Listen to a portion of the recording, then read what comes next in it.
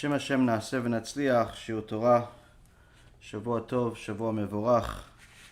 We are continuing our series of the Jewish HaShkafa, the Jewish ideology based on the Sefer Emunah v'Bitachon by the Chazon Ish, Alav Shalom. Tonight's shiur, BeEzrat HaShem, will be for a refuah shlema for Rabbi Ephraim ben Shulamit, Rabbanit Sarah bat Anat, Rabbanit Levana bat Sarah, David ben Esriya, Doris bat Jorah, Yitro ben Avraham, Talia bat Sarah, Orit bat Ilana, Rivka bat Sarah, Tinok ben Rivka, and also for a Atzlacha Rabba for Marsha bat Julie, Ayla bat Marsha, Samuel ben Marsha, Cephas ben Marsha, Alexander ben Marsha, Louis ben Marsha, Shaul ben Farzane, Amir ben Shahin, Yitro ben Avraham, David ben Esriya, Oshri ben Doris, Gabi ben Doris, Elad ben Doris, Joshua ben Noach, Alex ben Noach, and Netanel Yosef ben Avraham. Oh, and also a zivug agun for Reuven Chaim ben Pala Parel. הקדוש ברוך הוא יברך אותם בכל מכל כל, חיים ארוכים, שלמים, מלאים תורה, מצוות, גמילות חסדים, נחת וברכה, to them and to all of the wonderful other people that continue to support everything that we do, whether it's by watching the videos, sharing them, or donating to it, obviously. So of course we have quite a bit to learn, and BeEzrat HaShem will try to cover as much ground as we can. The Chazon Ish over the last several weeks has been emphasizing the significance of learning halacha, and really that being the based on the opinion of the Torah, not so much the opinion of society today, but the opinion of the Torah. That is how you determine whether someone is what's called a Talmid Chacham, a Torah scholar. Today, unfortunately, Torah scholarship is determined more by popularity, votes of some kind, whether it's by how many likes a person has, or how many YouTube followers they have, how likable they are, how charming they are, how charismatic they are.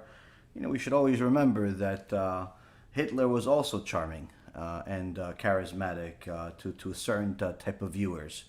That doesn't mean that he was necessarily a Torah scholar. So in order to know Torah scholarship, you have to ask the Torah scholars. And one of the things that we see from the Chazon Ish is that everything that he's bringing to us with a source. He's bringing to us with, this is the irrefutable opinion. Surely you can say that there are many opinions about a lot of things, but when it comes to ideology, there's in general a universal mindset that a Jew is supposed to have. Hence the reason why we're learning this and trying to get a hold of ourselves before things get too far from where they need to be. Today, of course, the poison that's roaming the streets today, that in addition to the ignorance that's out there, is really the clarity of who to listen to. Now, one of the things that I said recently that I believe is much more dangerous and much more destructive than the virus that's going around for the last year and a half, or the vaccine that some people believe is worse than the virus, I believe without a shadow of a doubt that the biggest damage that has happened over the last year and a half due to this virus has been the machloket, the debate that people have against the Torah scholars. And what the Satan has cleverly done while we were sleeping, while we were thinking of something completely different, is to make us forget that he actually exists. What did he do? While everybody was looking at the virus being dangerous at first, certain people panicking, certain people not panicking, but perhaps, having bitachon, but nonetheless, no one really noticed that the Yetzer Hara, the Satan, the Malach HaMavet, and his wife were walking behind the scenes of this whole coronavirus situation, setting up a trap that would literally cause the destruction of countless people, not just in this world, but in the next world. How did he do it? Well, first, he made everyone go and become hysterical. Lose their mind, stop asking their rabbis. Unfortunately, some rabbis decided to say things that perhaps they should have not said. Especially rabbis that no one ever knows, and no one knew. A lot of people took the stage and took it as an opportunity to become famous by making all types of silly videos about coronavirus, about the New World Order, about the all types of other things. And what the Satan has done over this last year and a half is literally sneak into countless houses without anybody noticing him. Him and his wife, countless houses. How did he do it? What did he do with all of this? What is he doing in every house? I thought he was already in every... He did something new. He did something we haven't seen in a long time. What did he do? He simply turned the people against all Torah scholars. And that's unfortunately what's happening right now. You have practically every household has some Torah scholar that they're against. And I'm not talking about the Erev Rav that we've exposed and others have exposed that are bad people and that are distorting the truth and distorting the Torah. No. I'm talking about good, solid teachers, solid rabbis, in some cases, Gdolei Ador. Gdolei Ador have become enemy number one in many people's houses, both Jews and non-Jews alike in some cases. In such a fashion that we haven't seen in decades. Where you have everybody pick a side, either you are pro-vaccine or anti-vaccine. And what ended up happening is that the people that are pro-vaccine think all of the people that are against the vaccine are simply crazy people. So simply, what do? They figure out, who are the rabbis that are saying things that are against the vaccine? Who are the conspiracy watchers, the conspiracy theories, the conspiracy gurus over there? And they tell everybody, don't listen to these people. They're crazy. They're psycho. They're this. They're that. You may be right. You may be wrong. Needless to say, you shouldn't have said it. But nonetheless, this is what's happening in many places. People are literally losing their mind and going against good teachers, good rabbis, good people, by simply the fact that they disagree with this rabbi and their teachings and their understanding of the confusion of the day. And if that's not bad enough, the other side is even worse. The people that are against the vaccine are literally like spiritual terrorists. I have never seen anything like this in my life. I mean, even at the time, it's been a long time, 20 years already, September 11th, I was there. I was literally blocks away from the whole crisis that happened there. Even that time when there was all types of conspiracies and all types of craziness, some are true, some are false, some are this, all are crazy. Nonetheless, even that did not have the type of damage that we have seen today, where you literally have all of these anti-vaccine people simply decide that all of the people that are telling you to take the vaccine are, part of the Erev Rav, part of the New World Order, or you're just simply sleeping, or you're just this, or you're crazy, or you're that.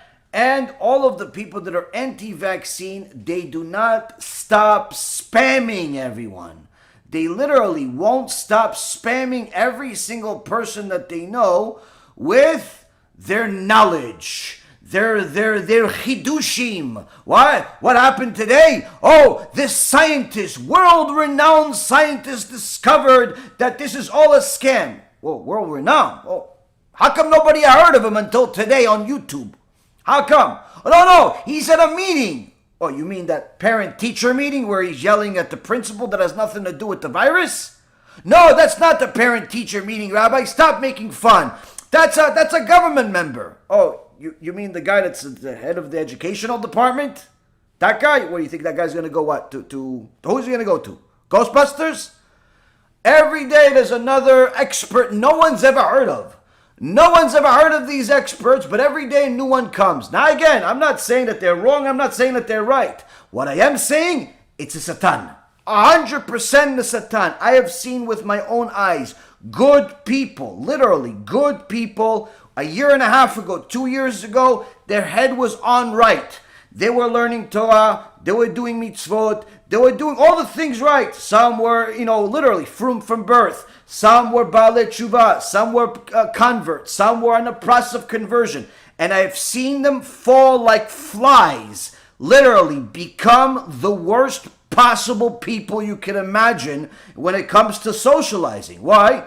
They won't stop spamming you. They just keep sending you more junk. Every day a new expert. Every day they make sure that they become CNN, Wall Street Journal, and every other news network you've never heard of. But apparently this is must hear. You have to watch this. Talk about this in your lecture, Rabbi. And they send you this junk. I generally just delete everything. I don't watch anything anymore. It's literally all junk. I never really did because I don't like to poison my mind and have better things to do with my life. But nonetheless, the junk keeps coming in. And chas v'shalom, God forbid you tell them to stop sending it.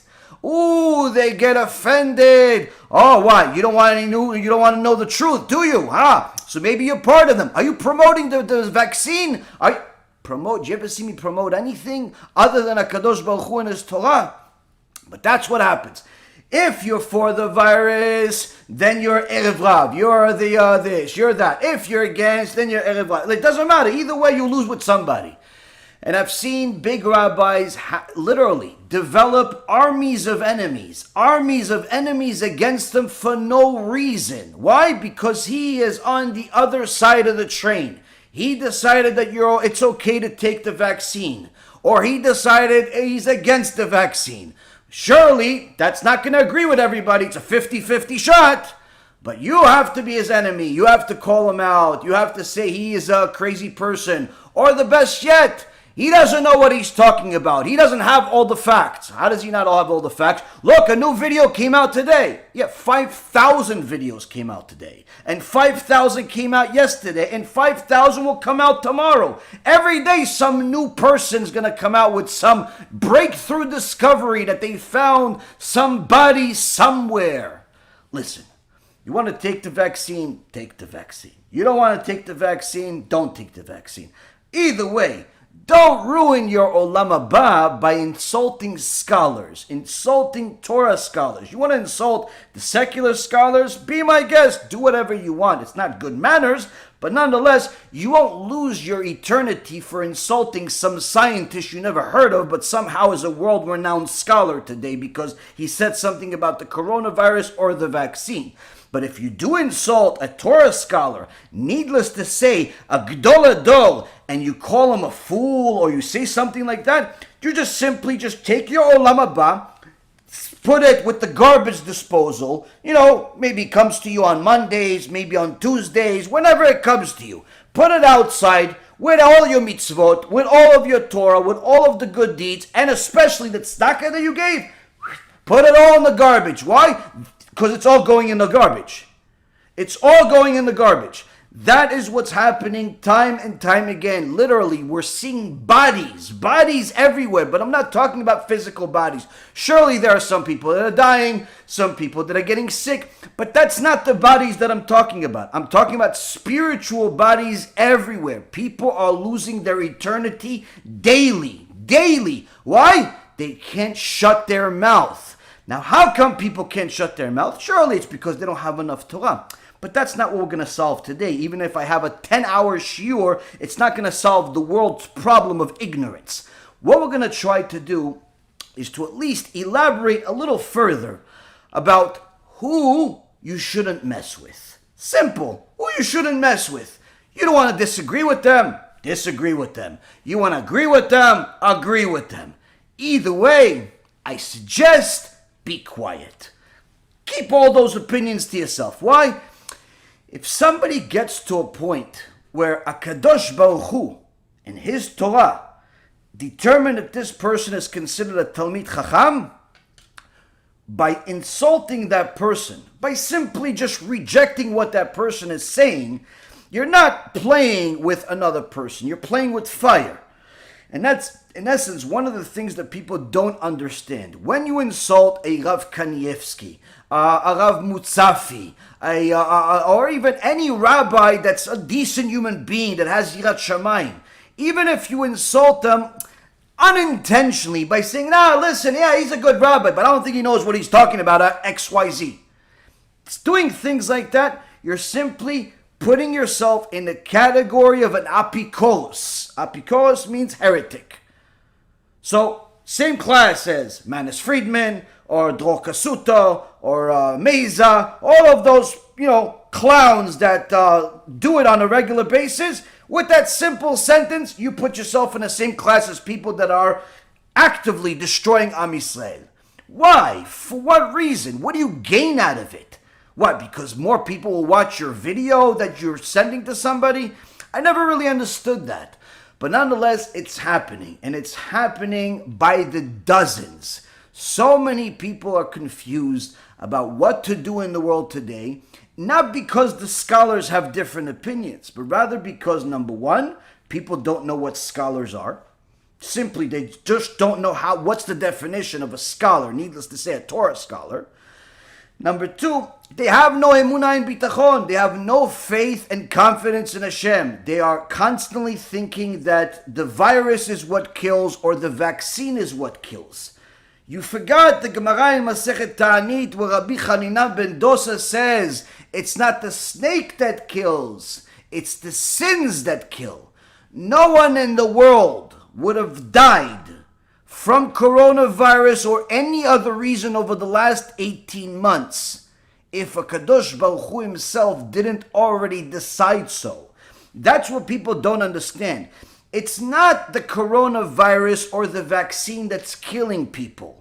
It's not that, and it's not the coronavirus or the vaccine that will kill people, or will make them infertile, or will make them grow 16 heads, or whatever other type of conspiracy, you decide to pull today. None of that is going to happen unless Hashem decides it's going to happen. That's what people don't understand. You see, when the big rabbis, when the Rav Kanievskis, the Rav Yitzchak Yosefs, the Rav Mutzafis of the world, the Chacham Shalom Cohen, when they say go take the vaccine, they're not saying it because they're scientists.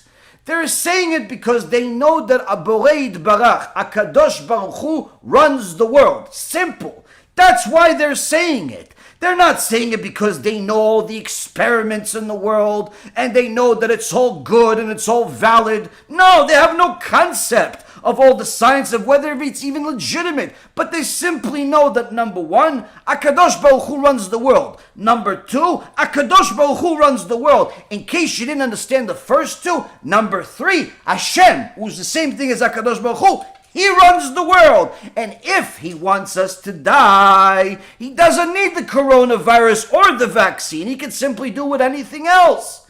He doesn't need any help from us. Needless to say that if they say, listen, take the vaccine or you will have problems flying, you'll have problems working, you'll have problems doing everything in society, and in so many words, you won't even be able to learn Torah, surely they're going to tell you, go take the stupid vaccine. Why? HaKadosh Baruch Hu runs the world. Surely he wants you to go learn Torah, go work, go do your thing. He doesn't want you to sit there home and, tape your whole house, tape all of your windows, put all the shades down, live out of some balloon or something, and even try to save the air in this, just to make sure no one enters. Hashem doesn't want that from you. If he wants to kill you, Rosh Hashanah is coming up in a couple of weeks. That's when he's going to decide again. If you were determined to die a year ago, that's going to happen within the next couple of weeks, with or without the virus or the vaccine or anything else. That's what people don't understand. The Gdolei Ador are saying to take the vaccine because they're simply telling you it's a way to have less problems so you can actually live in the world, so you can actually do what you need to do as far as to serve Hashem. And as far as Hashem killing you, making you infertile, all that other stuff, all of that stuff happened already since the beginning of the world. Sarai Imenu was a much bigger tzadikah than you, and she was infertile for 90 years. But guess what? When HaKadosh Baruch Hu wanted to change that, he changed it. And all of a sudden you have Yitzchak. All of a sudden you have an entire nation coming from Sarah Imenu. Why? Because the Kadosh Baruch Hu decided. So the Gdolim that are telling you to go take the actual vaccine, they're not saying it because they're experts in medicine. They're saying it because, listen, we don't see anything that stands out to such a high extent that shows us this is 100% risk. Surely everything has risk, but you can take it and you can be okay because nonetheless, this way you'll have less problems with the governments in Israel and America and other places. But there are Chachamim that say, don't take it. Don't take it. Why are they saying don't take it? Do you really believe they're saying don't take it because all of a sudden they all became experts in science and they're all telling you, listen, don't take it. This is the new world order. They're all trying to kill us. They're all trying to make us infertile. Only ignoramuses and people looking for popularity are doing that. The real Chachamim that are saying don't take it are simply saying, listen, we look at it, we see that there is simply too much risk at this point, or there's just not enough of a reason to take it. Let other people take it, see what happens with them, and then we'll take it if everything's okay. That's it. They're not saying it because, oh, listen, they're trying to kill us, they're trying to this, they're trying to that. They know Hashem runs the world. Those Chachamim and those Chachamim, I'm not talking about the conspiracy theories on either side. I'm talking about the Chachamim, the real Torah scholars. Both are saying, here, you can simply take the stupid vaccine and eliminate the headaches that you will have if you don't take the vaccine. The other ones are saying, you know what? I don't think the headache is that big. I think that you could simply deal with the headache. Why take this vaccine? It's just not necessary. You could just not take it. And they say don't take it. You can decide for yourself to listen to these Chachamim or those Chachamim. And that way, you'll be fulfilling a mitzvah of listening to the Chachamim, to the Torah scholars. But what do people do? Instead of listening to the Chachamim, what do? They decide for themselves and then they go against whoever is against them. Whoever doesn't have what their predisposition is. They already decided that some scientist is Moshe Rabbeinu. They already decided that some newscaster, he is Aaron HaKohen. They already decided that some research report no one's ever heard of from some country no one's ever heard of, that is the Megillat Esther. And they are going to decide to do it or not to do it. And therefore, whoever from the rabbinical world is saying the opposite, you guys are pushing it. I'm sure you guys are making money out of it. Oh, you guys are probably trying to build a few yeshivas this way. Oh, you did this. Did you take it? Did you not take it? And in the process, they take all of the mitzvot they've gathered for all of the years they lived. They take all of the mitzvot of all of the people they gather with them, because none of these people go alone. They bring their friends, they bring their children, they make everybody join their party. Like much worse than missionaries in Christianity. They missionize everyone they could. They're more zealous about this so-called mitzvah of spreading stupidity than anything else they've ever been about their entire life. And all of them, they tell them, look at this stupid rabbi over there. What stupid rabbi? What are you talking? You mean the Gdol Ador? You calling the Gdol Ador stupid? Well, listen, what Gdol, I don't know, I never heard of him before, but he doesn't know what he's talking about. And that's what they do in public. Ribono shel olam. Do you understand how much of a disaster you have just brought to your life? Do you understand that cancer will seem like a cure to you next to the problems that you brought on yourself by simply saying that? People don't understand. They don't understand. You play with Talmidei Chachamim, it's worse than fire. It's worse than fire. But we have to simply learn the hard way because we don't want to learn the easy way. Like I said many times, you want to take the vaccine, take the vaccine. Don't want to take the vaccine, don't take the vaccine. Either way, stop poisoning your mind with all of those dumb videos, all of those stupid articles, and simply hours and hours of wasted time.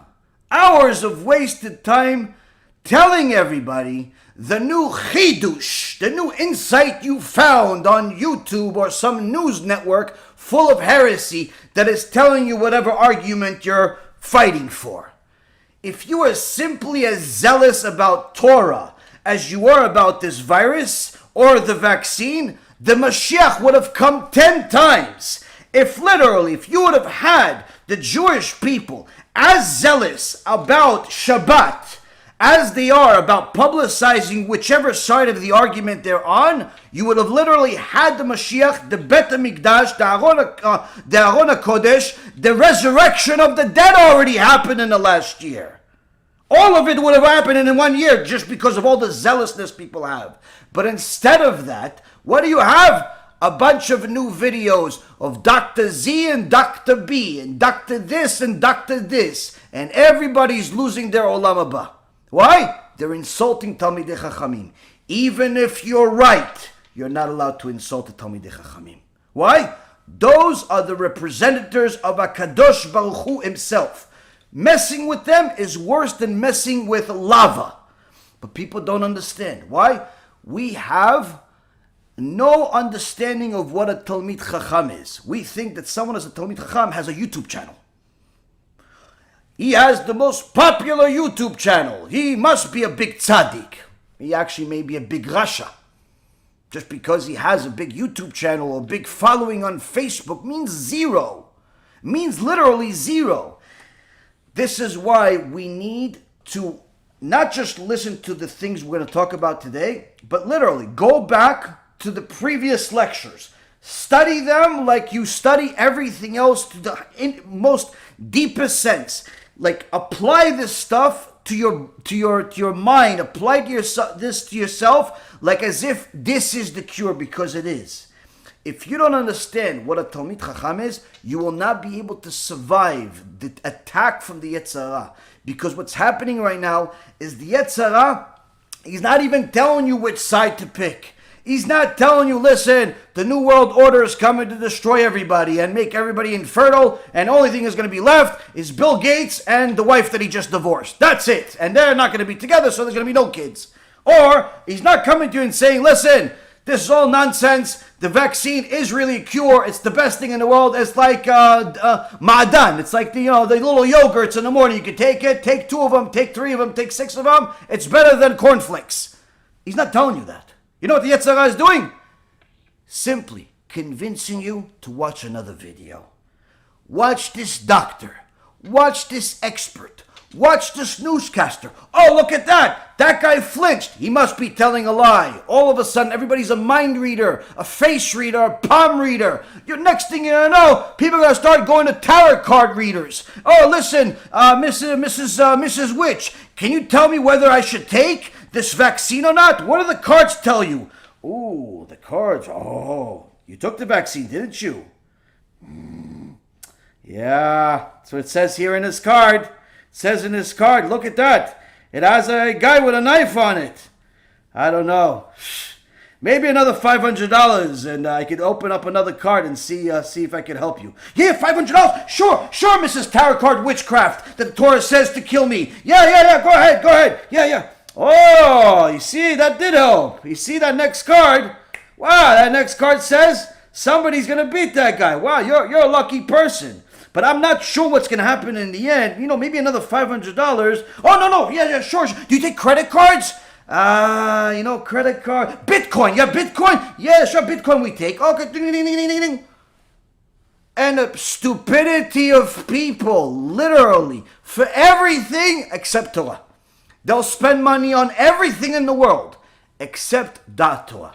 What's Da'at Torah? Learn Torah. That's Da'at Torah.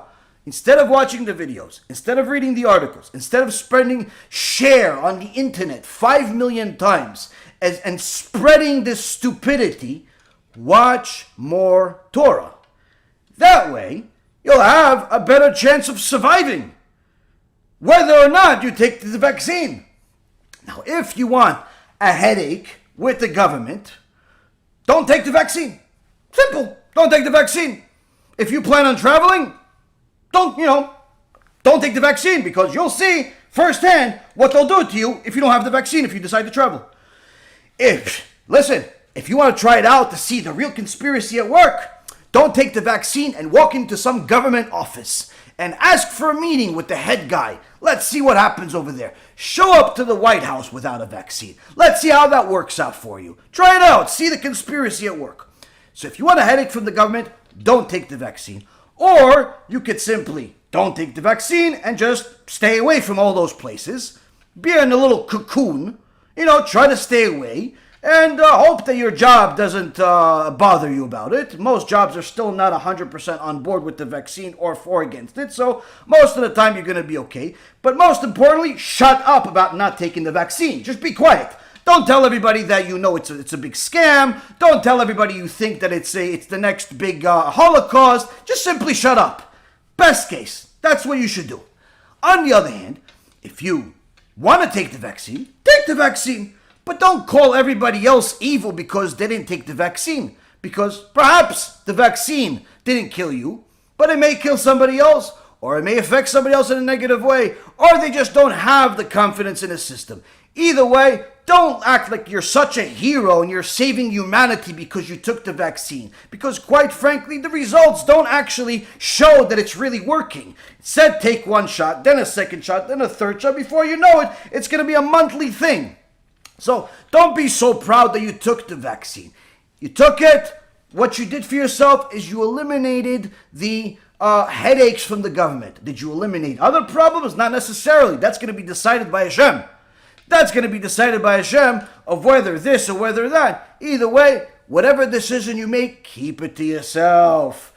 Keep it to yourself. Keep that one to yourself. That way, everybody goes back to their business. The guy that took it, the guy that didn't take it, and everybody goes on their merry way, and they can go on and live their lives, and perhaps, maybe, do enough tshuva before Rosh Hashanah that they actually will have another year.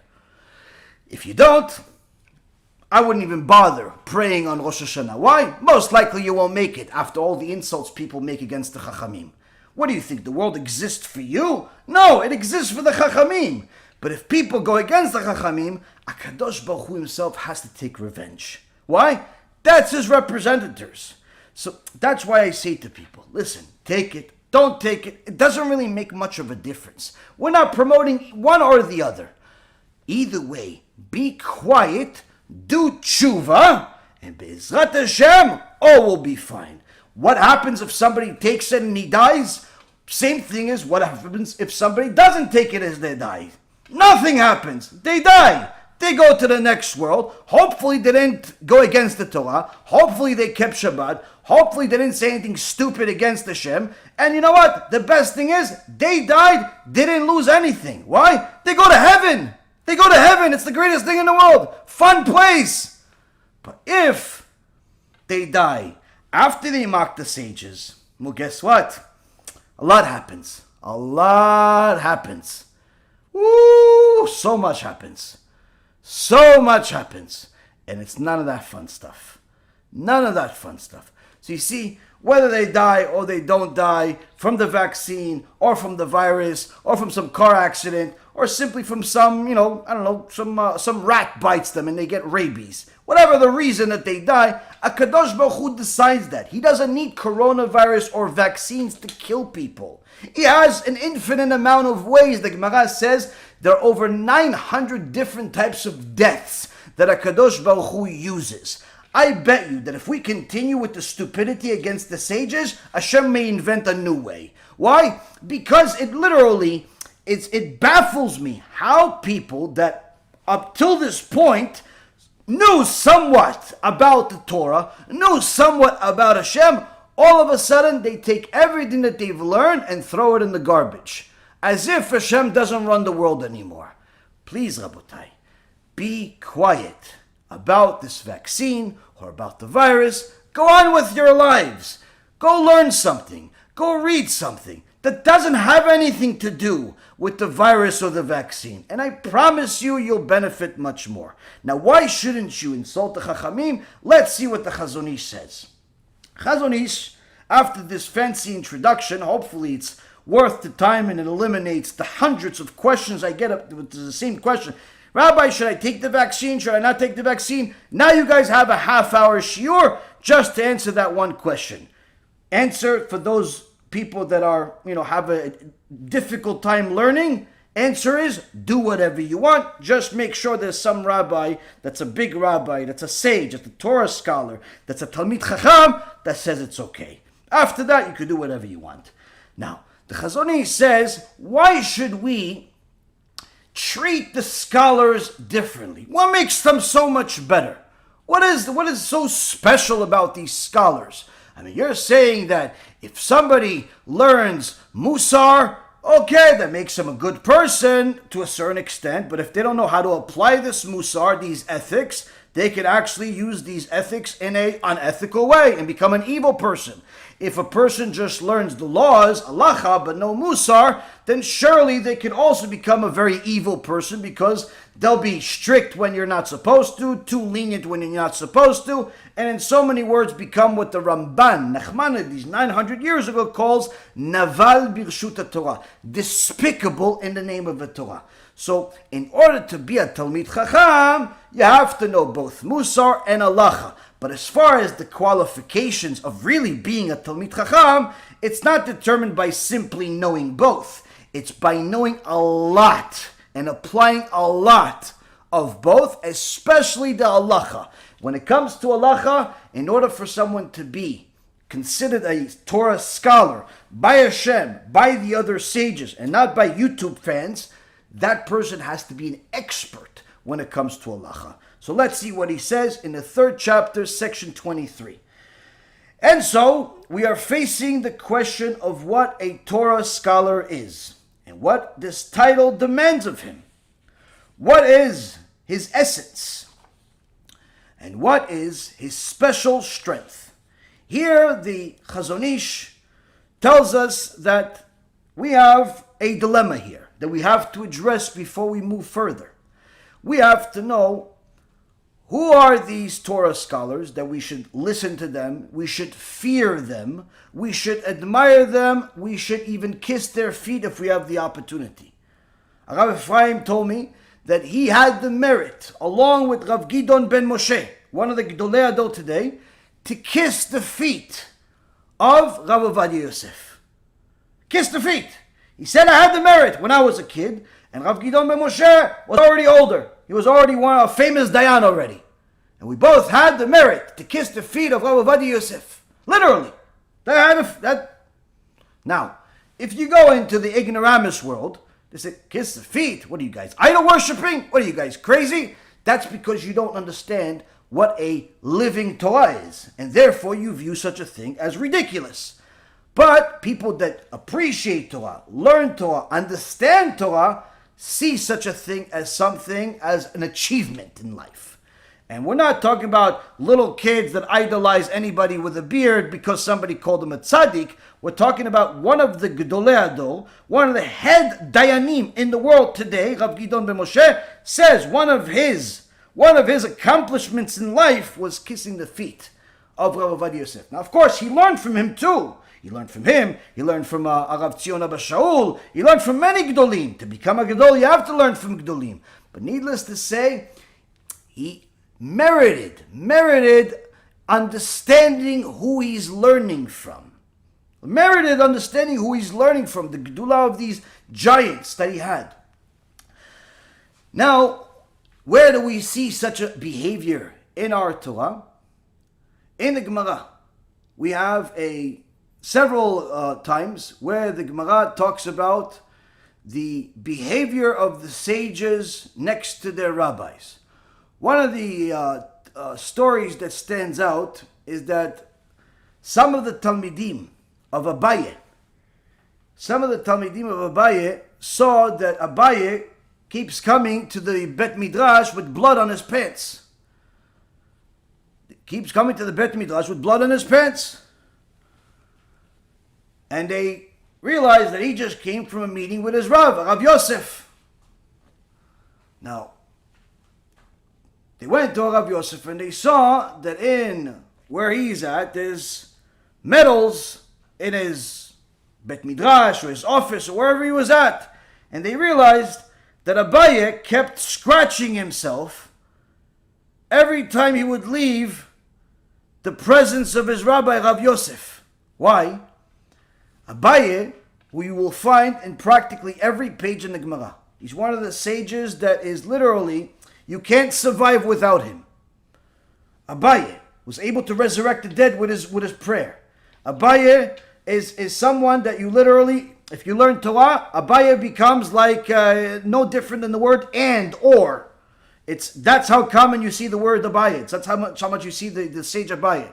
He lived a difficult life, overcame all types of obstacles. No father, no mother, was an orphan, but still overcame all obstacles. All obstacles, became one of the Gedolei Hador. This giant was so scared of his rabbi that when he would leave his presence, he couldn't allow himself to look anywhere but at his rabbi. And he would step back, one step at a time, slowly leaving the presence of the Shekhinah of his rabbi, and in the process, scratching his legs to the extent where they would bleed, and he wouldn't even realize it. That's how scared he was of his rabbi. The Gemara says they came to Rav Yosef and said, you know that your Talmid, Abaye, keeps injuring himself when he's leaving your office. And the Rav says, such is the respect of people that have real understanding of what a Talmid Chacham is, what a Torah scholar is. Meaning, he didn't say, oh, poor him, oh, he shouldn't have done it. No, this is the right behavior. He understands what a Talmid Chacham is. He understands that this is HaShem simply putting his Shekhinah on that Talmid Chacham. Yeah, but he was also a Gadol. Yeah. Exactly, because he was a Gadol, because Abaye was a Torah scholar, he understood what a Torah scholar really is. The Torah tells us countless times that if we want to connect to HaKadosh Baruch Hu, we need to connect to Hashem through His Torah. Through His Torah. Now, not every one of us has the ability or the time or both to cleave to the Torah, to learn Torah all day and all night. Many of us have to work. Many of us have to do all types of other things. And perhaps the little bit of Torah that we study every day will get us by. But we're not going to be in the same level as these Torah scholars. So how could we fulfill the mitzvah of cleaving ourselves to Hashem if we cannot learn Torah all day and all night? Chachamim say, you want to cleave to Hashem, to His Shekhinah, that's a burning fire. Cleave to the Talmidei Chachamim. Cleave to the Torah scholars. Support them in every way that you possibly can, whether it's financially or otherwise. Cleave to them. They say something, you do it. Why? Because you know they're representatives of HaKadosh Baruch Hu. Now, to have a real understanding of what the respect that a person is supposed to have to the Torah scholars, our Torah tells us that a person is supposed to fear their rabbi just like they fear God. Just like they fear God. Today you have countless people saying, listen, I respect my rabbi, but I listen to Hashem first. That's a person that not only doesn't listen to his rabbi, doesn't even have a rabbi, and by the way, doesn't listen to Hashem either. And there are countless people like that. Countless people like that. The guy calls and says, listen, Rabbi, I don't understand why I have so many problems in my life. Well, are you still with that girl you're not supposed to be with? Yeah, but, listen, she's a good girl. Okay, but you're still not married. She's still not ready. You're still not ready. And you're still with her. And then you're complaining why you have problems? Why her family's rejecting you? Why you just got fired from your job? Why you feel a little sick? You're complaining that you have all these problems when you're not even listening to Hashem. And not only you're not listening to Hashem, even the rabbi that said, don't do this, don't go into this relationship, you ignored his advice as if it doesn't exist. And now you're complaining that you have problems? There's a verse written for you. Ivelet Adam tesalef darko ve'al Adonai yiz'af libo. The stupidity of man leads him to sin and go against Hashem, and then he gets upset at Hashem for punishing him. Hashem told you, don't go with that girl. You decided you want to go with that girl. Why? I love him. I love her. Okay, you love him, you love her. Both of you going to be in Gehenom. But don't think it's just Gehinnom over there. You'll have Gehinnom in this world. Why? Because your relationship doesn't have a blessing. Because not only is it forbidden by the Torah, you can't even act as if you don't know because the rabbi told you not to do it. But that's what happens. People don't want to listen to the rabbi. Or better yet, you have a person, you tell him, listen, you just said something that's inappropriate to your parents. You should say, I'm sorry. Hey, listen, Rabbi, I love you. I appreciate all your lectures and everything that you do, but I think you're wrong on this one. That's a person that simply is an Am Haaretz. He's so ignorant, he doesn't even realize what's wrong and what's right. There's not much you can do there. There's simply not much you can do to save such a person. Why? They don't even want to listen to the truth. They don't want to accept it. The best yet, listen, Rabbi, I appreciate everything you do for Am Yisrael, but I have rabbis over here locally that are telling me it's okay to steal from Goyim. It's okay to steal from non-Jews. Okay, you and them are going to have the same department in Gehinnom. You think it's okay to steal? Bechavod. You know what? If it's so okay for you guys to steal, why don't you and the rabbis call the government, tell them, by the way, we're stealing from you, and see what they have to say about it. Maybe they'll want to join you. Maybe they'll want to steal from themselves too. And that's what happens. People go against HaShem, against the rabbis, against everything, but yet they complain that they have problems. Now here you see, the Chachamim tell us, if you understood what it means to be a scholar, you would understand why it's so easy to have fear of the scholar, so much so that it's like the fear you have for Hashem.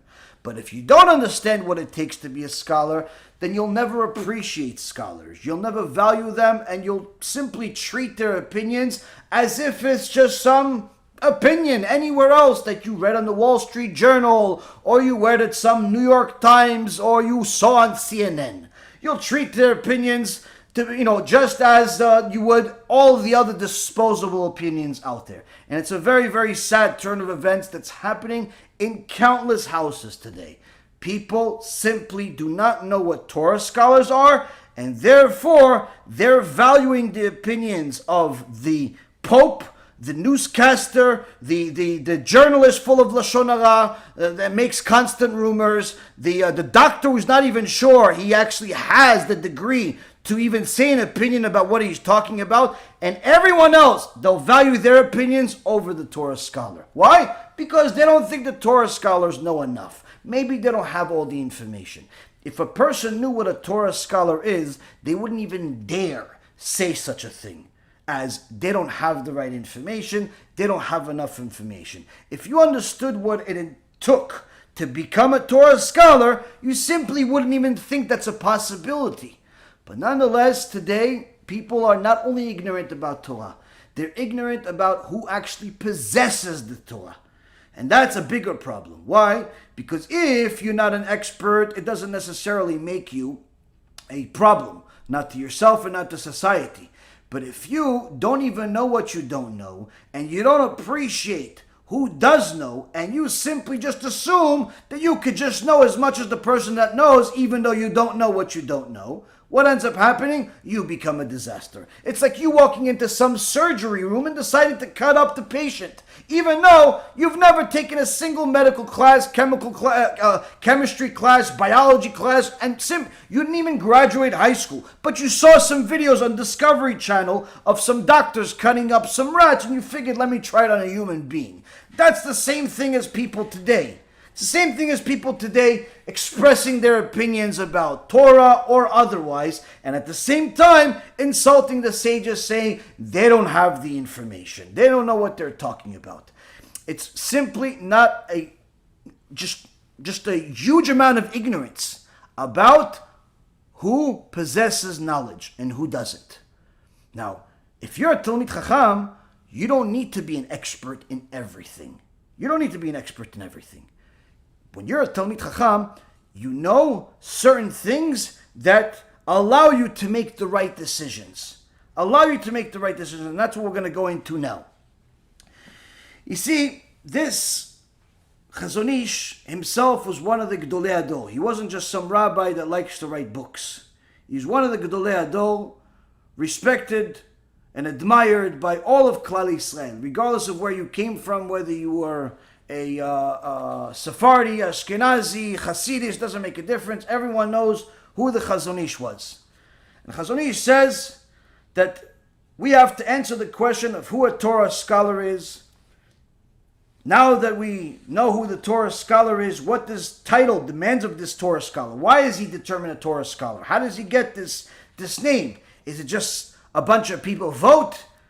They have a voting like they do in the elections? Oh, these Torah scholars this year, the winner of the Torah Scholar Award is that how you get it? What does it actually entail? What is his essence? And what is his special strength? Now this, like everything else, is in our Torah, it's in our oral Torah, it's in our Shulchan Aruch. The Ramah summarized it in Yoreh De'ah in Siman 243, Seif 2. And that's what the Chazon Ish brings.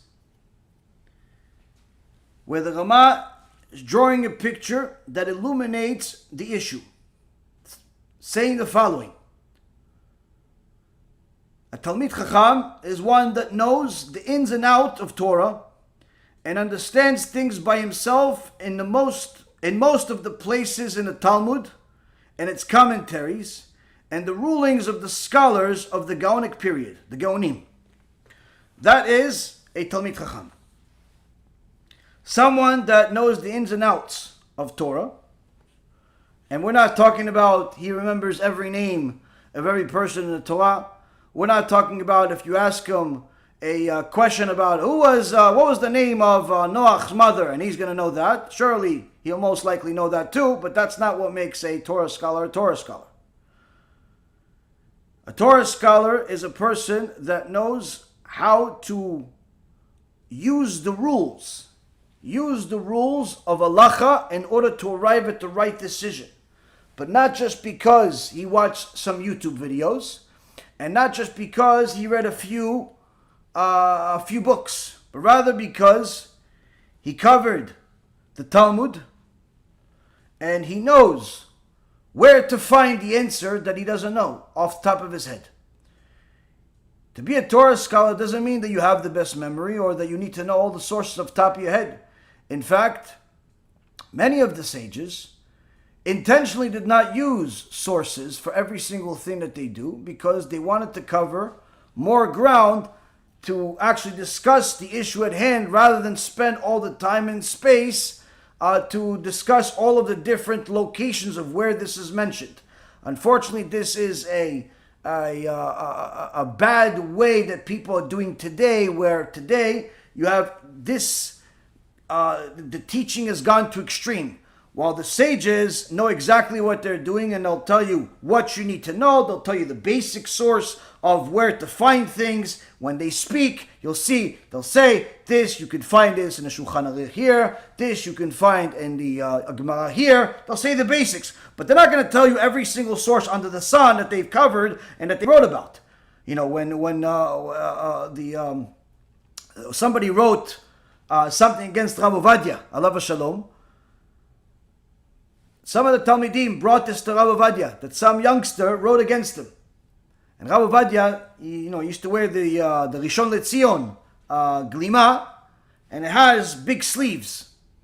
And Rav Ovadia says, people that don't actually learn my books, they think that I say things, and I take them out of my sleeve. I just throw them out there. And because they found one or two sources that disagree with what I said, they assume I didn't cover those sources. They assume I don't know those sources. I just pulled whatever I have out of my sleeve.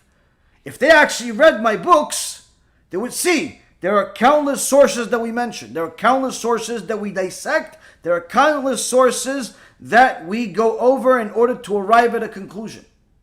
But people think I pull it out of my sleeves. And that's unfortunately what happens today, where people are impressed by somebody that mentions a lot of sources consecutively, even though there's very little Torah.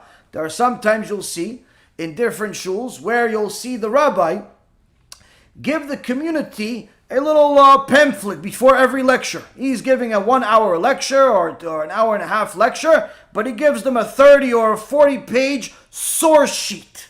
He gives them a source sheet. And in this lecture, he's going to go over the sources. Oh, the Yechidah said this, and this one said this, and that one said this, and this one said this, and this one said this. An hour later, everybody is completely confused because he showed them every possible opinion under the sun and forgot one thing. What? What to do. What's the bottom line? What ends up happening is the majority of the crowd simply arrives at one conclusion. Do whatever you want because somebody will agree with you. And that's obviously not the way of Torah. And this has honestly become common. It's become common today with certain types of speakers in communities where they give the community the impression that they're knowledgeable. The impression that they're knowledgeable because they gave them some source sheet with 50 or 100 sources. So at least it shows they know how to Google things. And they give it to people as if they know what's going on, and they tell people, yeah, this one said that, and that one said this, and they'll give you a little history lesson, and this one said that, and that one said this, and maybe a little joke, and this one said this, and this one said that. And if you actually sit in the audience, which I used to, Baruch Hashem, years ago, I would sit in the audience, I would listen to this, and then you would listen to the actual people in the audience, and every single one of them, including the people that are going to yeshiva, including some of the people that are rabbis, saying, what is he saying? What are we supposed to do? What's going on? I don't know, man, but act like you... Be quiet, because it looks like you know what you're talking about. Nobody knows what's going on. Everybody continues to live their lives without having an impact, and that's why it's not surprising that those types of shuls have an active parking lot of people driving on Shabbat, because no one understands anything. So you have certain people that want to impress the crowd by showing an immense amount of sources. That doesn't help anybody. If you look at the Gedolim, the Gedolei Ador, they don't do that. On the other hand, you have people that do the exact opposite, which is they don't provide any source. Why? They want to pretend like they're the Rambam. You know, Rambam originally didn't mention all of his sources in the Mishneh Torah. So people are like, yeah, you don't have to mention sources. I could just say that the Rambam said it. I could just say that the Baal Shem Tov said it. I could just say I heard it from some rabbi, and that's enough. And it's not enough. It's not only not enough, it's actually one of the tools that the heretics among us love to use in order to confuse the public. You have to bring some type of source, but don't make that the priority of the entire lecture. So much so that you literally spend a third of the lecture mentioning sources. And that's actually one of the stories that Rav Gidon ben Moshe told Rav Ephraim once. He said that he gave a lecture at a place. And, he saw that from the crowd was a bunch of people, that there was a lot of people there. And, when someone gives lectures for many years, you could already start reading the crowd. And he saw from, the person that was before him, how they reacted. He saw how they react to him. And he says to them, oh, I see that you guys were not really impressed because you like sources. And everybody starts salivating. Yeah, Rabbi, yeah. Okay, no problem. You guys like sources? Tomorrow, I'll bring you sources. Okay. He was there for a few days, so the next day, he gave them a little over an hour lecture. And he gave them sources. Now, Rav Gidon ben Moshe is one of the head dayanim. There's no shortage of sources for the things he reviews and how much he knows. But the people don't appreciate that unless you mention it, so he did. He gave him a lecture, and every time he lecture, source. But this one said this, but this one said that, and this one said this, and this one said that. Two. After an hour of speech, he finished. He saw everybody literally do everything but like a standing ovation. Everyone was impressed. Chazaku Baruch Kvod Harav. Wow, amazing. We have a Gaon among us. Rav Gidon ben Moshe wanted to teach this community not just a few halachot, but he wanted to teach them some musar about what is really Torah. He says, come. Now, let's listen to the shiur. Why? We just heard it. No. Let's listen to it from a different perspective. Everybody sat and started listening to the shiur. Every time I mention a source, we'll stop, we'll write it down. Calculate how much time. They went over the entire shiur and found out that literally 30% of the shiur was spent mentioning sources. And he says to them, isn't that a shame? Isn't that a shame to spend so much time going over the sources and the different opinions? We could have learned so much more Torah to actually know how to keep Shabbat better, how to be a better businessman and more kosher. We can learn more laws instead of spending all of that 30% of the lecture impressing you guys with sources. Surely you need to know basics of where to find things, but to find out all the different debates between everyone, it's not going to help you in your life. You want to go find out? Look up that one source that I mentioned and then go dig. Don't be one of these people where you ask a question, it's like, Rabbi, I want to know, and please provide sources, like the rabbi works for you, like he's one of your students in your class. Please provide me an essay explaining to me why such and such, and please mention all the sources. Like, people have no shame or respect whatsoever for scholars, for rabbis, really for anybody but themselves. And they don't see it that way. They think that the rabbis are sitting there doing nothing all day and waiting for your question. Ding! Oh, Steve sent me a question.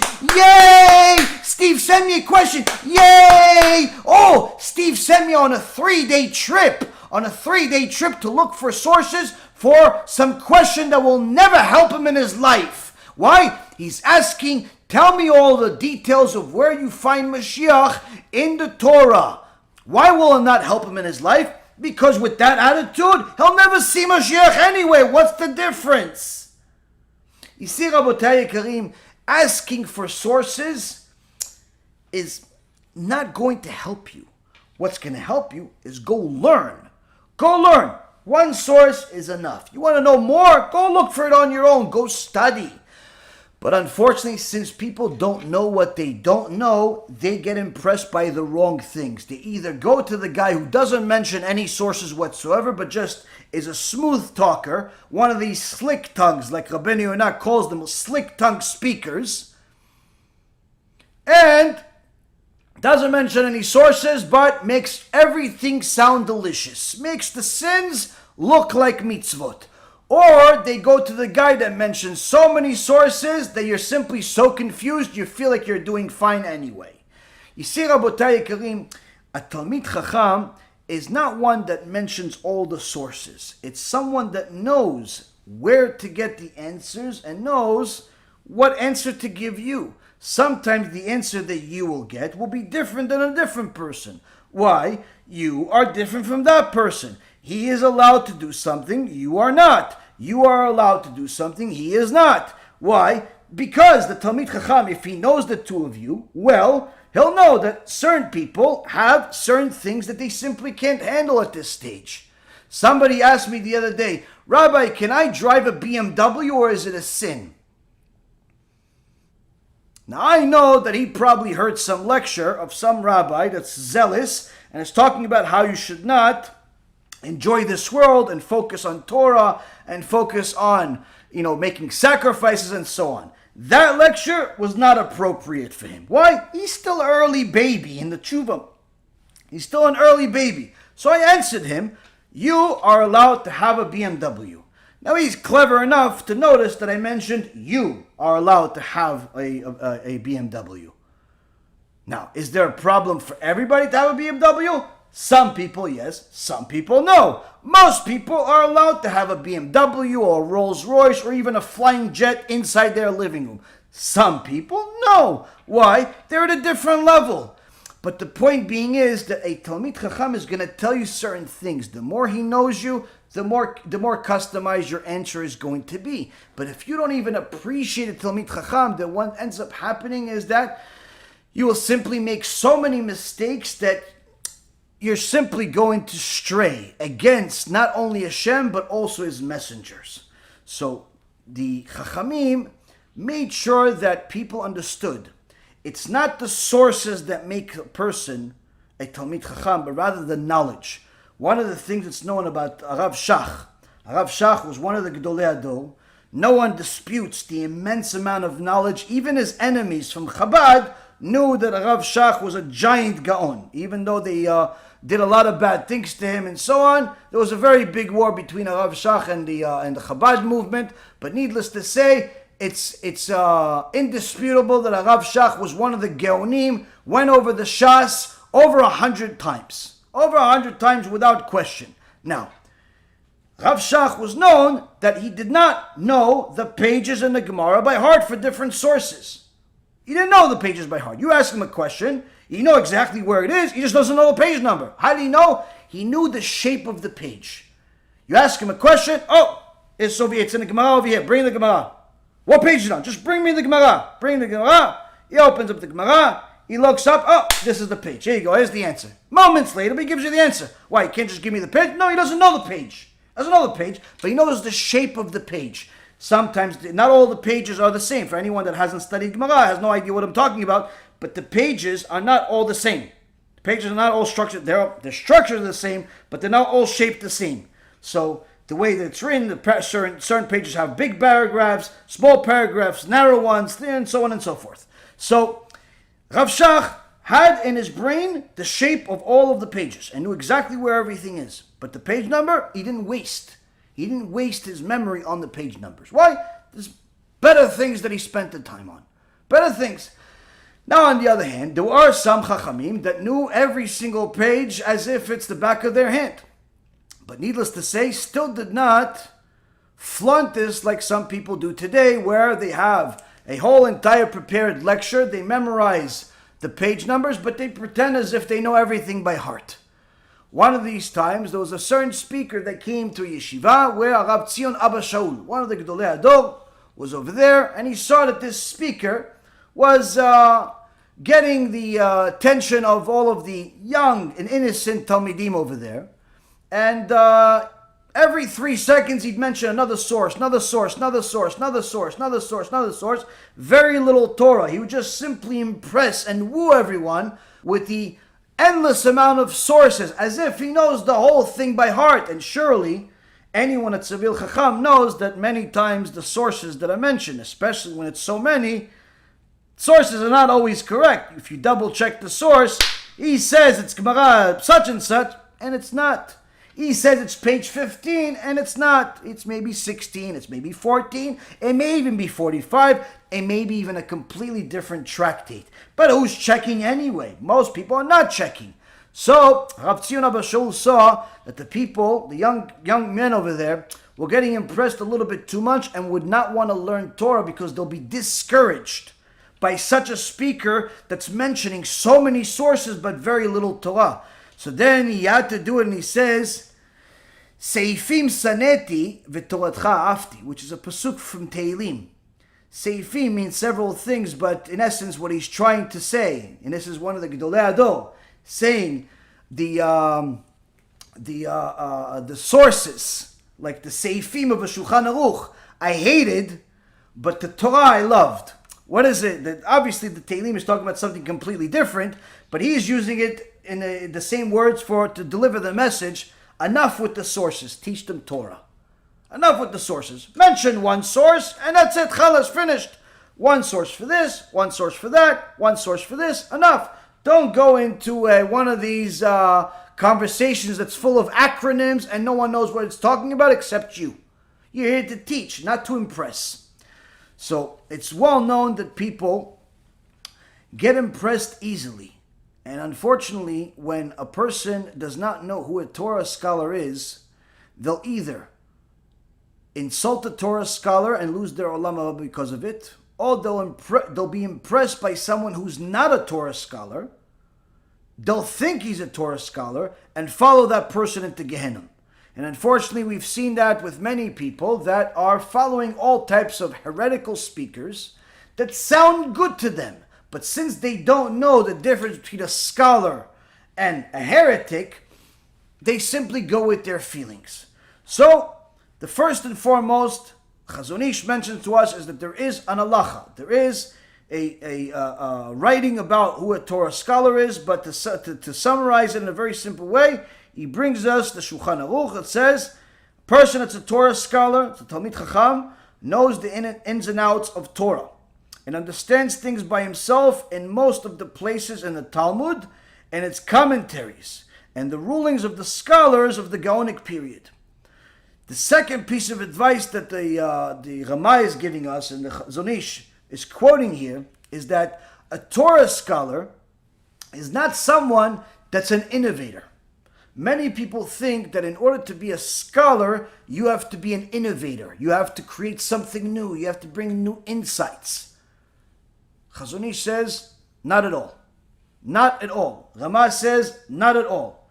This Torah scholar, he's not determined to be a Torah scholar because he's bringing you all of his chidushim and he found all types of new things the world has never seen before. Absolutely not. He is a Torah scholar because he knows where to find the answers that have already been accepted by the scholars of the previous generations. You have a question, he'll give you an answer with support of the sages of the previous generations. Not his own answer, not his own opinions, not his new innovations of his new religion that he still wants to call Orthodox Judaism, even though it's as far from it as possible and closer to Christianity than it is to Judaism. No, he is going to give you an answer to the questions that you have based on sources. If you ask him something, he'll give you an answer based on the sources. And even more so, if he continues to learn more and more, surely he's going to have his own ideas. But he's not going to publicize his own ideas unless his own ideas have what's called a friend, a chaver. What's a chaver? What's a friend? Another sage from the previous generations that already said the same thing, that agrees with him. We're not looking for the people that are trying to create a new Torah. We're looking for the people that are familiar with what already exists. One of the stories I heard from my Rav Ephraim, he says that Rav David Yosef, one of Rav Ovadiah's sons, he's the head of the Kollel in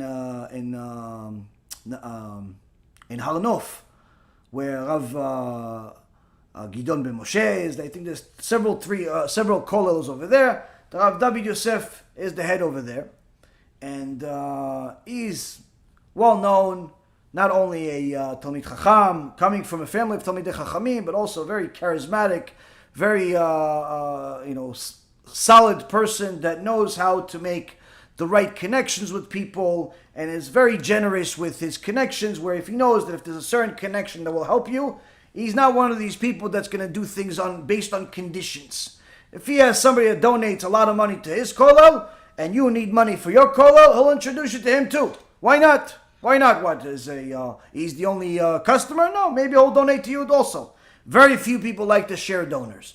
But here it's one of the people that has enough emunah in HaShem that he has no problem, where I know in a couple of stories that he actually shared donors with certain people, knowing that those people obviously would be willing for you to share their names. But needless to say, he knows exactly how to help the public when it comes to connecting them with the right people, but also knows a lot of Torah.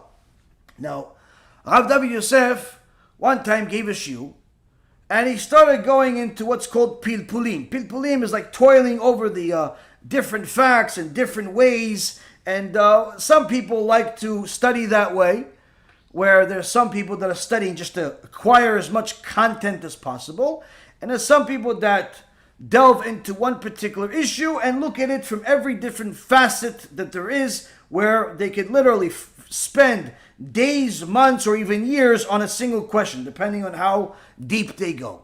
Now, many of the Chachamim say that this is not the right way of studying. This is the way to study is to accumulate a lot of information, but needless to say, that doesn't mean that they don't know how to do it.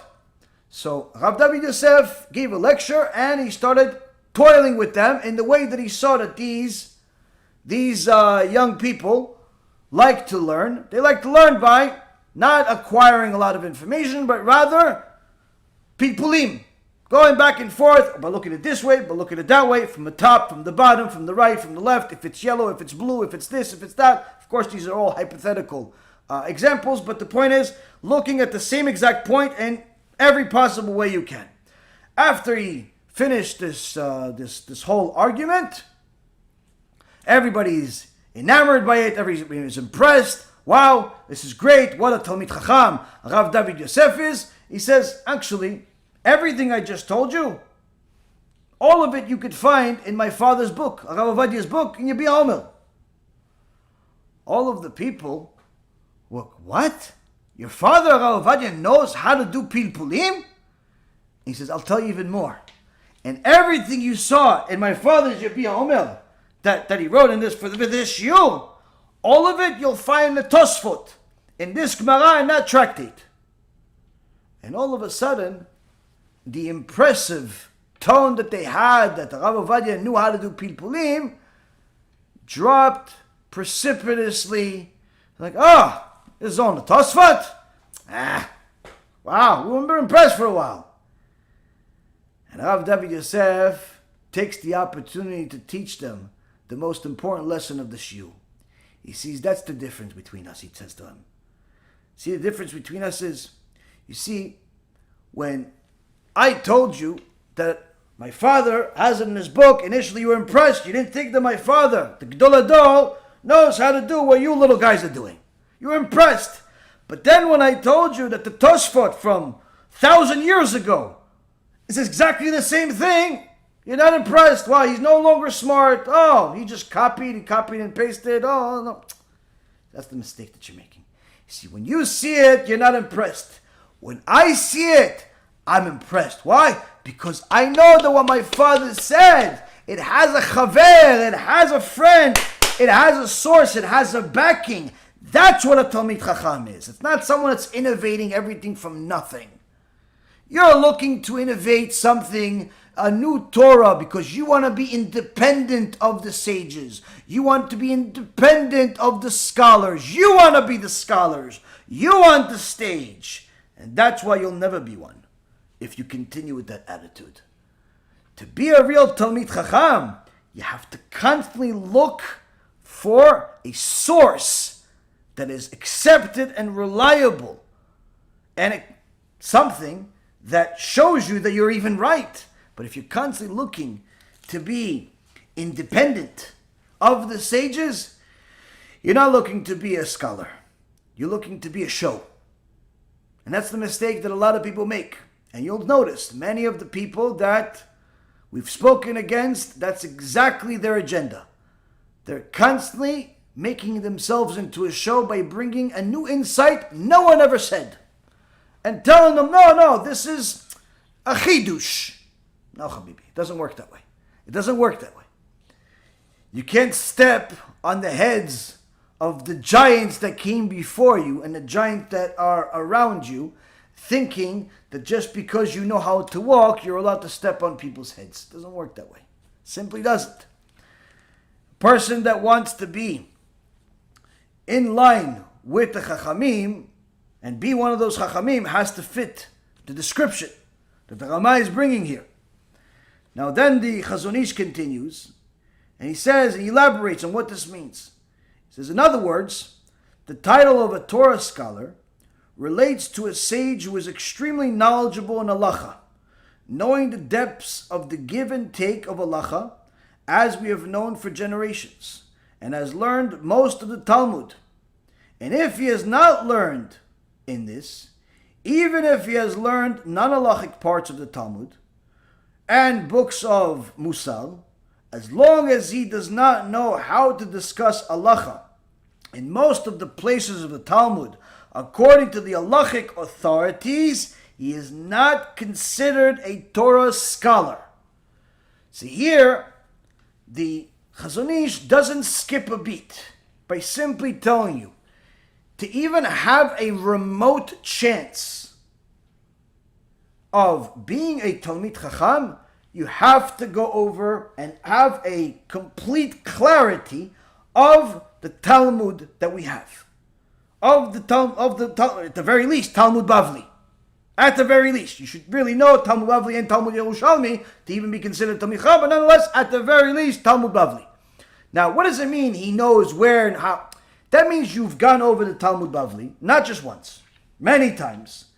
Enough times to know where everything is. That if somebody's going to ask you certain questions about business, you're going to know which tractates you're going to go to. You're not just going to say, oh, it's in one of the Bava Masechtot. No, which one of those? Which one of those? If someone's going to ask you about the issues of Tarat Mishpacha, you're going to know which one. Where is it in Masechet Nida? Where? Don't just tell me Masechet Nida because it's, where is it? Maybe it's in different tractates. If someone asks you about the issues of Yom Tov, you're not just going to say, oh, listen, Yom Tov, you can look at Masechet Yomah, you can look at Masechet Rosh Hashanah, maybe Masechet Shabbat. The point is that to be a Talmid Chacham, you need to know not just generalities. You need to know specifics of where can I find this to support that. You have to have an overwhelming amount of knowledge to be even close to being considered a Talmid Chacham. And even if you know the Talmud Bavli, it doesn't mean that you're a Talmid Chacham. Even if you know Talmud Bavli, there's some people that know Talmud Bavli, but they're still going to Gehinom actually. Not only they're not Talmid Chachamim, they're going to Gehinom because they're heretics.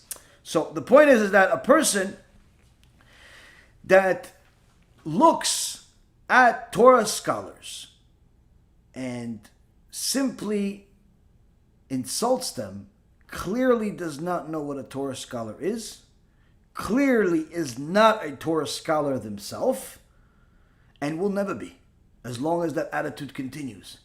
But unfortunately today what happens is that many people think that by them watching a lot of YouTube videos, perhaps reading a few short essays, perhaps a few short books of some rabbis that summarize some of the information, and if you become a bookworm of a bunch of short books and a few different essays, and you're an avid follower of a few rabbis, you become a Talmid Chacham.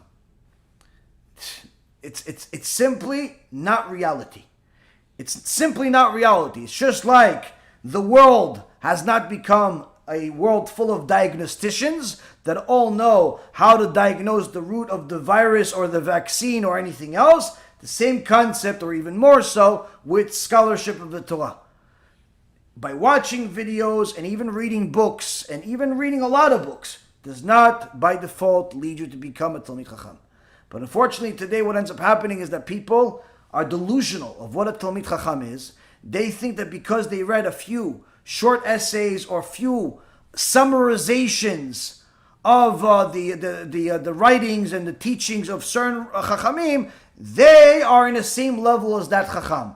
He read 2 or 3 or 5 or 10 of the books of a certain Chacham, so he thinks he's at the same level as the rest of the Chachamim, and even more so, the same as the rest of that Chacham's students.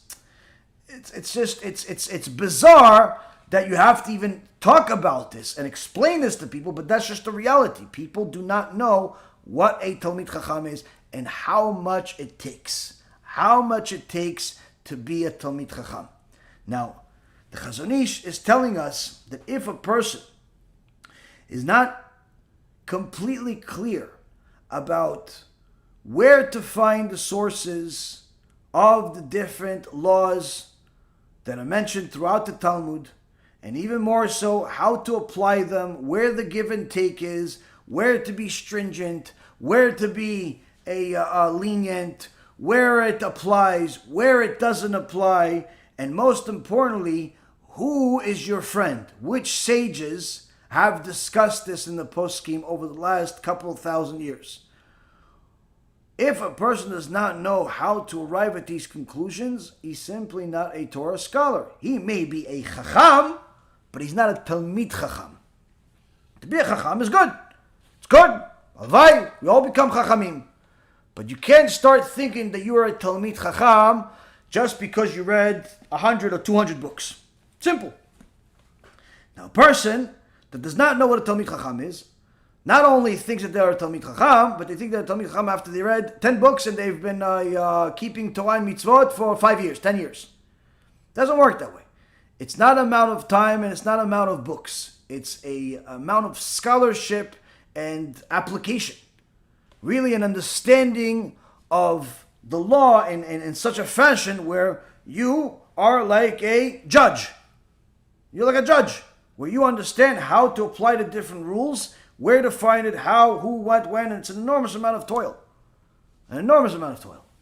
Now, it's easy to think that we're all Talmidei Chachamim if we know a few good stories and we have a few new insights and we get a few people to say Chazak u'Baruch. It's very easy to think that you're a Talmid Chacham, but I can tell you from speaking to some Talmidei Chachamim, it's far, far, far. It's far, far, far. It's not something that most people will attain in their life. Doesn't mean that you shouldn't try for it. Surely you should. But the point being is, it's to remind ourselves that when we see not only a Talmid Chacham, but a giant Talmid Chacham, someone that is well known around the world, say something, it behooves us to listen to what they're saying, but at the very least, if we disagree, to keep that to ourselves and go find out why we are wrong, not why the Talmid Chacham is wrong. Never assume the Talmid Chacham is wrong. Assume that you are wrong. By default, he said it, you don't agree, you are wrong.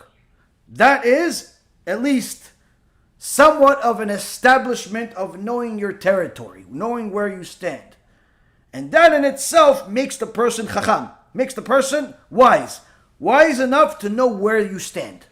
But if a person doesn't know where they stand, then there's no end to the amount of damage that such a person could make by going against people that are really serious scholars and treating them as if they are not even not scholars, but treating them as if they're less than commoners. And that's a mistake that's happening in many, many households today, where the biggest rabbis, the biggest scholars are treated less than your local newscaster. And there's more faith being put into the local journalist and the celebrity next door than is given to the scholars that have toiled for decades. Now, the ramifications of being a Torah scholar is not just being one that knows a lot and is able to teach and lead and so on, but also they have special treatment. And the Chazon Ish says that these Torah scholars, aside from having certain treatment, where you have to get a certain amount of respect and so on, but they also have certain privileges. For example, there are certain taxes that the Talmid Chacham doesn't have to pay. Not all taxes, of course. There are certain taxes they have to pay. But there are certain taxes, such as, let's say, taxes for protection. If, let's say, the city or the kinghood passes a tax for protection, which was very common throughout the last couple of thousand years, the community has to pay that portion of the taxes for the Torah scholars. Even if the government passes the tax only to target the Torah scholars, meaning everyone that's not a Torah scholar does not have to pay tax. Only the Torah scholars have to pay this tax. Still, the community is obligated to pay that tax for the Torah scholar. This you could find in the Gemara Masechet Bava Batra, page 7b, and also it's Paskin Halacha by the Rambam in Ilchot Shchenim, chapter 6, Halacha number 6. You could see there for further information. But the point is that if a person is a Torah scholar, it has ramifications on the community more than just who's going to be the rabbi of the synagogue and who's going to be the leader. No, this is literally a financial ramifications on the community itself.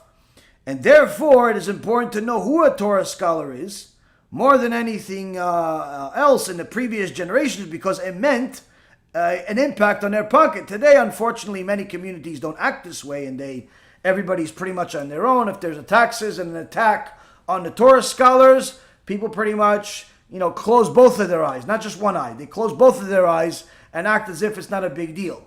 It's interesting how when they need something, someone is sick, or you need some type of help, everybody runs to the rabbis, and the bigger the better for help. But when it comes for the rabbis needing help, everybody acts as if they're not there.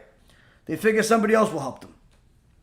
But here the Chazon Ish says that if a person is to be considered a Torah scholar, then he has to be treated a certain way. But if he's not well-versed in the Talmud, according to the halachic authorities, and he's not considered a Torah scholar, therefore he's not exempt from paying taxes, even if he spends his life learning Torah. Meaning that same place that the Rama mentioned in the Shulchan Aruch, that talks about the Torah scholar, that same place, you can look further if you want, will elaborate the ramifications of a person not being a Torah scholar. He doesn't have to, he doesn't get exempt from the taxes. He has to pay taxes like everybody else. Yeah, but what about if he learns day and night? Good, he's learning day and night. He's still not a Talmid Chacham.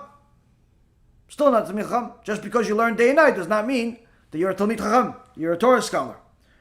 And then he gives an example, which is actually a direct attack for those people that believe in the New Testament. Because people that live in the New Testament, unfortunately, there are some Jews that believe in the New Testament. They call themselves Messianic Jews, which is really another form of Christianity. And one of the main things that the Messianic Jews and the Christians hate about Judaism is the oral Torah. They hate the rabbis, they hate the sages. One of their biggest enemies is Rabbi Akiva, and they literally hate the oral Torah because it's the oral Torah that simply puts their fake religion of Christianity and whatever other names it has in the toilet, because that's the only place that it belongs. Now, the main thing is that they always say that the rabbis made up the laws. That's the argument of all the Messianic Jews, that the rabbis made up the laws. They call them Pharisees and things of that nature, and they say the rabbis made up the laws. Interestingly enough, is that it shows that they don't even know their own rules. They don't even know their own books. They don't even know the things they agreed on. They think that all of the rabbinical laws were instituted after the destruction of the Bet HaMikdash by Rabbi Akiva and his friends, and that's it. And here the Chazon Ish brings an example that shows how the Christians don't even know what they don't know. Not only are they not scholars in Judaism, not oral Torah, not written Torah, but they're not even scholars in their own religion, because literally they don't even know what they don't know. Here the Chazon Ish says, why was Shlomo HaMelech called a Chacham by HaShem? Now, of course, HaShem, everyone knows, it's written in the Tanakh, that HaShem gifted Shlomo HaMelech, King Solomon, the gift of wisdom beyond any man before him aside from Moshe Rabbeinu. Moshe Rabbeinu was not even considered like a regular person anymore because of all the gifts that Hashem gave him. But nonetheless, the Shlomo HaMelech was gifted wisdom that's beyond any other man. But yet Hashem did not call him a Chacham until later on. If you look at Proverbs chapter 23, verse 15, Hashem says, Bni, im chamcham libcha, yismach libi gamani. My son, if your heart is wise, my heart will be glad as well. Meaning that Hashem is calling Shlomo HaMelech Chacham. When did he do this? Comes the Chazon Ish and says, look, Shlomo HaMelech was also called a Chacham. He was also called a Talmid Chacham, a Torah scholar, by Hashem. When he instituted the laws of Iruvin and Netilat Yadayim, which is ritual hand washing. When he added to the Torah the wisdom of the Torah, included in the halachot of Iruvin and Netilat Yadayim, as it says in the Gemara Masechet Iruvin, page 21b, then Shlomo HaMelech was called the Chacham by Hashem. Meaning, there are a couple of rabbinical laws that were not instituted by Rabbi Akiva and his friends and the Sanhedrin. It was instituted by Shlomo HaMelech. One is Netilat Yadayim, to wash your hands, 3 on the right, 3 on the left, before you eat bread. or to wash your hands in the morning. When you wake up in the morning, one. So 6 times total, but one after the other. So to wash your hands before you eat bread, or to wash your hands in the morning, this Netilat Yadayim ritual, that was instituted as a law by Shlomo Melech. It's not a biblical law, it's a rabbinical law, but was instituted by Shlomo Melech many centuries before the sages of the Gemara. Because Shlomo Melech is first Bet HaMikdash. The other law that Shlomo Melech made is the laws of Iruvin. Iruvin, to have an Iruv where you're able to bring something from a private location to a public location. You're able to travel with things and carry things and not desecrate the Shabbat. To have Iruv Tafshilin and so on. All types of Iruvin. There's an entire tractate in the Gemara called Masechet Iruvin. It talks about the different Iruv. How to make an Iruv. What is it necessary for and so on. Now both of these laws are 2 out of the 7 rabbinical laws. 2 out of the 7. So you're talking about almost about 40% almost. 25, 20, 25, something like that. Almost 30% or so. 30% of the rules of the rabbinical laws were instituted by King Solomon, Shlomo Melech. Now, why is HaShem so happy that Shlomo Melech added to the Torah? Doesn't it say in the written Torah, don't add to the Torah, don't subtract from the Torah? Now, you can't say that Shlomo Melech was a heretic. You can't say that Shlomo Melech didn't know what he was talking about. You can't say that Shlomo Melech created something that was forsaken by HaShem, because clearly HaShem is applauding him for it and is actually calling him Chacham. Why is HaShem calling him Chacham? Because you added these specific laws by using the laws of the Torah in order to bring more purity and safety to my people. Meaning, you put a fence for my people by using the foundation that I already gave you. You didn't start something out of thin air. You added the Netilat Yadayim, the washing the hands, in order to bring more purity to my people. So before they eat, or before they go on with their day, they purify their hands just like they do at the Bet HaMikdash. You're bringing more purity to my people. Even more, you made an Iruv in order to make sure that people don't desecrate the Shabbat, don't treat the Shabbat the same way that they treat the regular day.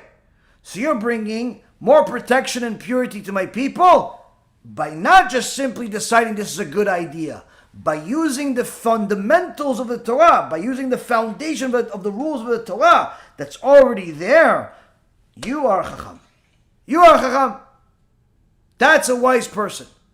Not a person that's inventing something out of thin air. By someone that's already using pre-existing rules that are in the Torah, pre-existing knowledge that's in the Torah, in order to bring more purity to the nation itself. And that's when HaKadosh Baruch Hu himself called Shlomo HaMelech a Chacham. Now, unfortunately, most people think that, if Shlomo HaMelech brought something new, let me bring something new. Don't bring something new and don't do anybody any favors. Don't do anybody any favors. Why?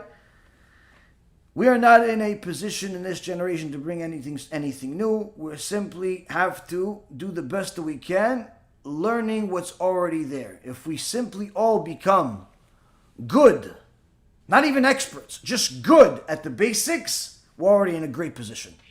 We're already in a great position. Now, the Chazon Ish finalizes this point by bringing another source in the Gemara Masechet Avodah Zarah, page 35a, where he says, the words of your beloved. The Gemara mentions how that there's the Gemara that talks about how Hashem says the words of the beloved, and Rashi says, who's the beloved that Hashem is talking about? The beloved is the sages. He says, the words of their beloved are sweeter to me than the wine of Torah. meaning that the sages added on decrees and upheld the various issues with many halachot based on exacting perusal and deep understanding, and the Jewish people pride themselves that the words of the sages are sweet to it. So here, the Chazon Ish is giving us another example to show us that when we knew as a people who the Torah scholars were, who the Talmidei Chachamim were, we didn't only love them because they were so smart. We didn't only love them because they were so committed. We loved them because they gave us even better ways to serve Hashem, clearer ways to make sure that what we're doing is the will of Hashem, more clarity on what to do, more understanding of how to do it, and even more ways that we can do what Hashem wants us to do. And when us as a people, when the Jewish people knew who the Chachamim were, they loved them for it. They loved the laws. They loved the teachings. They didn't just love the stories of, oh, listen, Moshe Rabbeinu took Am Yisrael out of Egypt, and so on and so forth. Sure, they loved the stories, and that's the stories are a very critical part of Am Yisrael. But the more we understood what a Talmid Chacham is, the more we understood the value of the Psak Halacha that he's telling us. The more we understood the value of the instructions he's giving us of how to fulfill this halacha. And the more we found that Torah sweet, because we knew this is good for us. This is not just a vitamin that you can choose to take or not. This is a cure for everything. This halacha, this is a cure for everything. It's a cure for everything. The words of the sages became sweet to us. But anytime people did not know who a Chacham was or what a Chacham was, the loss of respect was very, very quick. There's a well-known story about one of the Chachamim in Tunis, where my ancestors are from right next door to it, Tripoli. So in Tunis, there was a big Chacham named Rabbi Khalfon Moshe HaKohen. And Rabbi Khalfon Moshe HaKohen, just his appearance itself was very impressive and intimidating. And he was an extraordinary Chacham. And one day he's walking and he sees a Jew on the street talking to his friend, points at him and he says, "Come with me. I'm taking you to the Bet Din." So this Jew, why is the Chacham asking me to come to the Bet Din? I'm not going to ask. Why? If he's asking me to go to the Bet Din, I'm just going to go. In those days, life was a little bit simpler and there was a lot more respect for the Chachamim. So this Jew goes to the Bet Din with Rabbi Khalfon. They get to the Bet Din, and Chachamim over there say what does Kvodo want with this Jew? He says, I'm taking him to a Din Torah and I would like for you to fine him. I'm suing him and I'd like for you to fine him a very, very steep fine. Why? I saw that he was talking to his friend and he said to his friend, "No, come on, Rabbi, come with me." And he called his friend Rabbi. And what's the problem with calling his friend Rabbi? Surely his friend was not a rabbi. He was not a Torah scholar. I'm not even sure what he was keeping at all, if he's keeping it to idol. But he dishonored what a rabbi is. He dishonored what a Torah scholar is. And in order to make sure that the community does not follow in his footsteps, we have to make sure that we fine him a very steep fine. And that's what they did. That Jew got fined a very heavy fine for jokingly, in a slang type of fashion, calling his friend Rabbi. Which today, there's different people that like to do that. They call each other Rabbi, Rabbi. But if you lived at the time of Rabbi Khalfon, you probably lose half of your net worth as a result of that silly comment. Why? Because the Chachamim wanted to make sure that the people, whether they were or they were not Chachamim themselves, they continued honoring the Chachamim. Because so long as there's honor for the sages, the Torah itself is preserved. When there's no honor for the sages, unfortunately, the Torah starts getting destroyed. Now, the Gemara brings a few things that are very interesting in Masechet Yomah. Masechet Yomah, page 23. It starts really, the first line starts at 22b, but then it continues to 23a. And first it says, how come Shaul HaMelech, Shaul, the first king of Am Yisrael, how come Shaul HaMelech was punished? How come Shaul HaMelech was punished that he lost his kinghood? Now everyone knows the famous story of how he didn't wait for the prophet to come, and he went and they, in essence, spoke to did some type of witchcraft. But why did Hashem give him this whole test in the first place is really what the Gemara is asking here. And Chachamim conclude the reason why he got punished, he got put in this situation in the first place, is because he did not stand up for the honor of the Torah enough for himself, for his own honor. When he got chosen to be the first king, there were some people that did not want to accept him as a king, and a king is not allowed to just allow people to disrespect him. It's because the respect is not his. The respect of the Jewish king is a respect of the kinghood. It's a respect of HaShem. It's a respect of the Torah. It's not his own respect. So he's not allowed to just simply allow people to disrespect him. So when people rejected him, in essence, what he was supposed to do is, if not himself fight for it, at least allow other people to fight for it. And when people came to him and wanted to go fight those people, he actually told, no, there's no reason for you to go fight these people, leave them alone.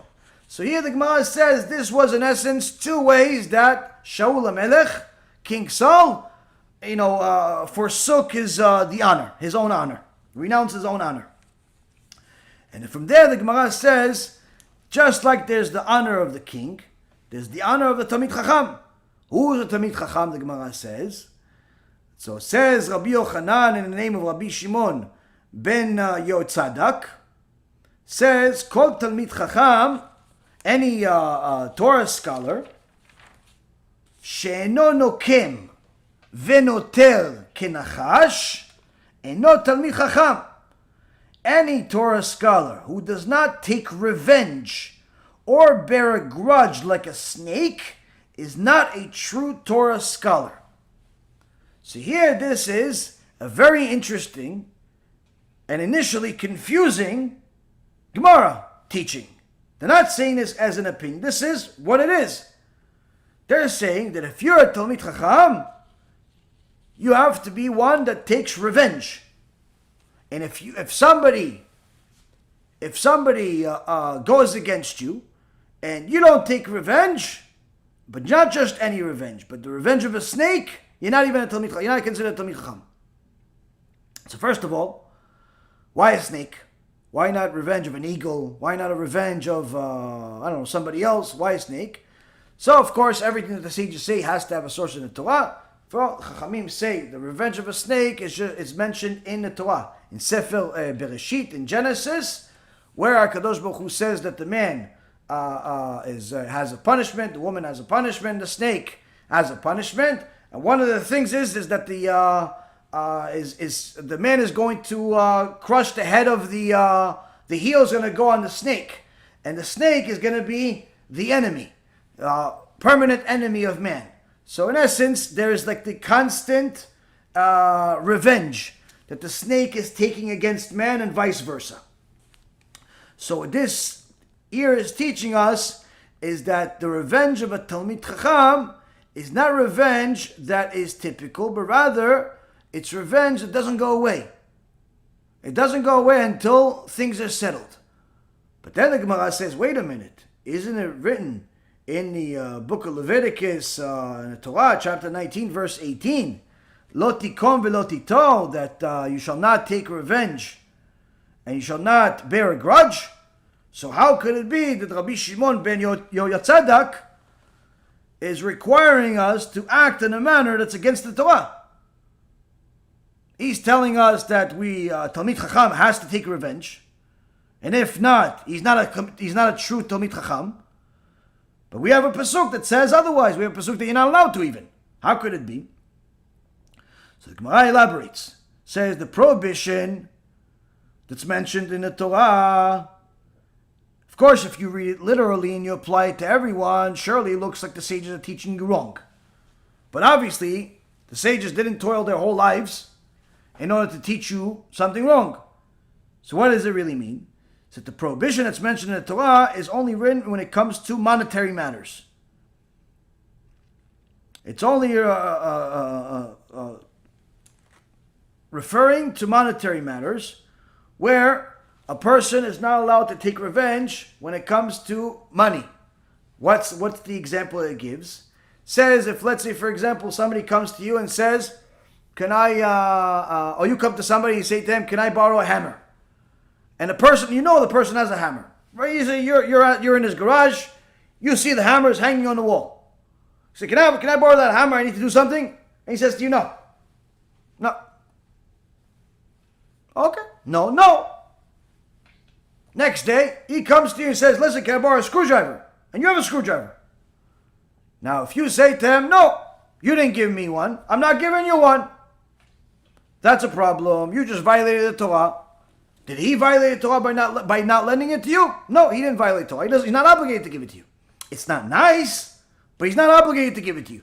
But you not giving it to him because he didn't give it to you, that's violation of the Torah. But then it also says, then there's revenge. There's revenge. And there's also grudge. What's the second part? Which says, let's say you went to him, he said, can I borrow a hammer? And he said, no. And he comes to you and he says, can I have a screwdriver? And you say, yes, here's a screwdriver. So you think you're doing a mitzvah, right? But then you add that little poison in there. You say, listen, I'm not like you. Even though you didn't give me the hammer, I'm still going to give you my screwdriver. Guess what? You didn't fulfill a mitzvah. Instead, you made a sin. Why? Because when it comes to holding a grudge or taking revenge, you're forbidden from doing it. In essence, even though he didn't give you the hammer, he didn't lend you the money when you needed it, or whatever the case may be, if you're able to help somebody else, you have to do it if you're not allowed to go against them. But if, let's say, somebody stole money from you, you don't have to forgive them until they give the money back.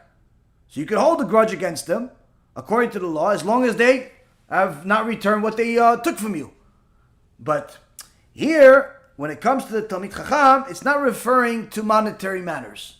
It's not referring to, he took from me, I took from him, he did me a favor, I didn't do him a favor. It's not that. This is talking about if somebody hurt him. If somebody hurt him, hurt his reputation, hurt him physically, if somebody caused him a disgrace, the Gemara says, if he does not take revenge against that person, he's not a Talmid Chacham. If he insulted you in public, if he called your wife certain names, if he said all types of things that cause you disgrace, you have to take revenge against him. So then the Gemara says, elaborates, wait a minute, so you're suggesting that all of these sages are going to start taking revenge against other people that are making fun of them? That's not really the way of the scholars. He says, no, we're not really telling the scholars to go stop learning Torah and go start biting people like snakes and take revenge against them. What we're saying to them is that don't forget that this guy that caused you a disgrace, made fun of you, spread rumors about you, said that you are charging $20,000 for conversions, kicked you out, did this, did that, caused you a disgrace. Don't forget that. Don't forget it. Okay, then what? If somebody else wants to cause them a disgrace, if somebody else wants to avenge your honor by causing them a disgrace, obviously not, kill them or anything like that, but causing them a disgrace, don't get in the way. Let them be disgraced. Why? Because that's the honor of the Talmid Chacham. That's the honor of the Talmid Chacham that they're doing. They're fulfilling a mitzvah, your messenger. Don't get in the way. And if you get in the way of that person that's trying to defend your honor, you're not really a Talmid Chacham. You're not really a Talmid Chacham. So here we see that you have certain things that are mentioned about Talmidei Chachamim that you wouldn't think is mentioned. You would think that all the Talmidei Chachamim, they're like little teddy bears, hit me here, hit me there, like the Christians. To say he slaps you on the right, give him your left cheek. That's not the way of Torah. Surely it's great if a person can be forgiving and forgive everyone to the point where they simply don't feel any offense by anyone else. But nonetheless, there are times where you simply cannot forgive. There are simply times where you're not allowed to forgive. Now, when is there a time where not just the Talmid Chacham has to fight, but even the average person has to fight? When there is a disgrace of the Torah. When there's a disgrace of the Torah, all of Am Yisrael are obligated to fight for it. These are the wars of HaShem that we are obligated to fight. So, if the Talmid Chacham is being dishonored privately, he has in essence the option of dealing with it, have somebody else deal with it, and so on. If he's desecrated, he's disgraced publicly, again, same concept, he can deal with it himself, he can deal with it otherwise. It's always better that somebody else deals with it, and Talmid Chacham continues to learn Torah. But if he ignores it, if he simply just says, listen, they continue disgracing me, they continue making fun of me, I'm just going to let them do it. No. Then it turns out to be that this disgrace of you is now, because you're Talmid Chacham, is now disgracing the Torah. And for that, you're in essence putting the onus on all of Am Yisrael to go defend you. Why? Because you're not just simply allowed the Torah to be disgraced. Look what happened to Shaul HaMelech. Shaul HaMelech allowed himself to be disgraced, and he lost his kinghood. Even though Shaul HaMelech, the same Gemara, Masechet Yoma, says, when he became a king, he was like a 1-year-old baby. Not literally that he was 1 year old, even though the Pasuk in the Torah says that when Shaul became a king, he was a 1-year-old baby. Not that, obviously the Torah is not read literally like the Christians think. 1-year-old baby means that it was, Hashem was showing how righteous Shaul HaMelech was when he elected him to be king, that he had no sins, like a 1-year-old baby. We know that anyone that reads the verses knows that Shaul was not a 1-year-old baby because he was looking for a donkey, he was a soldier. Obviously you can't do all these things if you're a 1-year-old baby. So the Gemara elaborates on Masechet Yoma, page 27b, where it talks about how Shaul HaMelech was a righteous to the point where he had the sins or lack of sins like a 1-year-old baby. So even though he started off his kinghood as extremely righteous, his lack of fighting for honor that is obligatory on him to fight for made him lose his kinghood. The same concept the Gemara is applying to the honor of the Torah scholar. The Torah scholar that is a real Torah scholar has to argue, and that's why you will see, if you have the opportunity to read the responses or the letters of different scholars, whether it's Rav Ovadia or it's other scholars out there, you'll see that there are times in their psak, in their letters, they're specifying and they're calling out other people. And they're not just calling out the Zionist, haters of Torah, atheists. Sometimes they're calling out other scholars and saying this one is wrong, this one made a mistake, and sometimes the battle gets heated. The battle gets heated where they're literally saying, this person is absolutely wrong, and sometimes even worse. If you look at the arguments that happened at the time of the Rambam, makes me look like a puppy, what they said about the Rambam.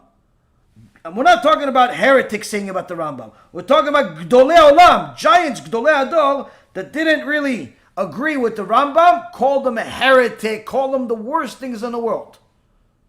Surely some of them ended up doing tshuva and realized that he's a giant and he's Chacham and so on, but not everybody. The point is that sometimes the battle between the Chachamim gets heated. gets really heated in the Gemara, in the Poskim, in different places. And the Chachamim are not just like these teddy bears that people think. When they fight, but they fight with scholarship. The only problem with the fights is not the sages fighting each other. People usually say, oh, I don't like to see arguments between rabbis. It discourages people. Well, that means you've never read a single Gemara in your life. You've never read any Chacham writing Psak Halacha or anything. Why? Because Chachamim are constantly arguing and sometimes the battles get heated. The problem is the people that are sometimes call themselves the students of the Chachamim, of one or the other side, they get in trouble. Why? Because they take it too far. They start insulting the Chacham, not realizing that, although their rabbi, who's a Torah scholar, he's allowed to insult this one and say things that are not so nice about this other Chacham, you as the student are not allowed. You as a student are not allowed to do it. Why? He's doing it for a certain reason, in a certain way, and he has the tools to do it. You don't even know what the tools are. So that's where people get in trouble. And there are very famous battles that happen over the history of Am Yisrael, whether it's the Yavitz, Rabbi Yonatan Eibishitz, the Rambam, and other Gdolei Olam that lived at the time. Even Rabbeinu Yonah initially was against the Rambam before he did Tshuva. So the point is that there are many different fights, if you will, between the sages, and sometimes those fights get really heated. But it's always with the Torah in mind, meaning that it's part of your job as a servant of HaShem to fight for the Torah. Yeah, but he's also fighting for the Torah. Exactly. Sometimes he's fighting on one side, you're fighting on that side, and HaKadosh Baruch Hu is laughing in Shamayim, saying, look at my sons. I love them both. I love them both. Yeah, but he's fighting right and he's fighting left. Exactly. He's Bet Shammai, he's Bet Hillel. Exactly. Zeh v'zeh divrei Elokim Chaim. As long as they're using the fundamentals of the Torah, this and this are words of the living God. Meaning that sometimes they're both right. But HaKadosh Baruch Hu says, look at them fighting. I want them to fight. I want them to fight. The people that are in the middle, that take it too far, they're the ones that are the wrong ones. The point being is that when people think of scholars of Torah, they think of like teddy bears of some kind that like everyone, agree with everyone, and simply allow everyone to walk on them. This is as far from the truth as it possibly gets. At the same token, even though the sages may at times, disagree with each other publicly, disagree with each other in a horrific way, it does not give any of us the permission to join. Doesn't give us the permission to join. And needless to say, even if no one is disagreeing with them, doesn't give us the permission to disagree with them. Why? We're not at their level. We're simply not at their level. The world of Torah scholarship is not like the world of politics. People compare the two a lot, but they're nothing alike. In the world of politics, you could simply insult whoever you want, bash whoever you want, refute whoever you want, and do whatever you want. And everyone uses the same universal right, freedom of speech, until somebody gets hurt. Freedom of speech. In the world of scholarship, there is no freedom of speech. You're allowed to say whatever you want, but it's at a cost. It's a divine cost. HaKadosh Baruch Hu makes sure that you're going to pay the bill. So that's why a person needs to think twice. Now, who could be a Torah scholar? Anyone. Anyone can be a Torah scholar if they dedicate themselves. And that's actually the last point that we'll say in this in the shiur, or one before last, where the Rambam says that we see in the Mishneh Torah in Ilchot Shemitah Ve'Yovel in chapter 13, he says in Halacha number 1, we see that the tribe of Levi does not have an ancestral portion within Eretz Yisrael. They're the only people out of the tribes, out of the 12 tribes, that were not given any land. They were not given any land. Now, why? Because the tribe of Levi, HaKadosh Baruch Hu is obligated the rest of the tribes to give them a piece of their own property, to get Am Yisrael used to giving money to the people that are the Torah scholars of Am Yisrael, to give money to the Torah, to make Am Yisrael understand that investing into the Torah is not a suggestion, but rather an obligation of every single Jew. Now, in Halacha number, in the same section 13, in Halacha number 12, the Rambam writes, why did the Levites not receive a portion in the inheritance of Eretz Yisrael and the spoils of war like their brethren? Because they were set aside to serve HaShem and minister unto Him and to instruct people at large in His path and righteous judgments. Where he brings a couple of verses from Numbers, from Deuteronomy, from other places where HaKadosh Baruch Hu in essence wanted the Levites, the Levite tribe, to be the Talmidei Chachamim. And therefore, they don't need to get a piece of the land. Why? Because they want all of the other tribes to give them a piece. To give them a piece as a law, not as a suggestion. It's a law from the Torah for you to donate money to the scholars. Now, what does that mean, that I have to give it to every Levite? If the Levite qualifies, you can give it to them. You don't have to give it to every Levite, but nonetheless, you give. Who's a Levite today? Who's a tribe of Levite today? It's not just the people that go up and get the second Aliyah at your Beit Knesset.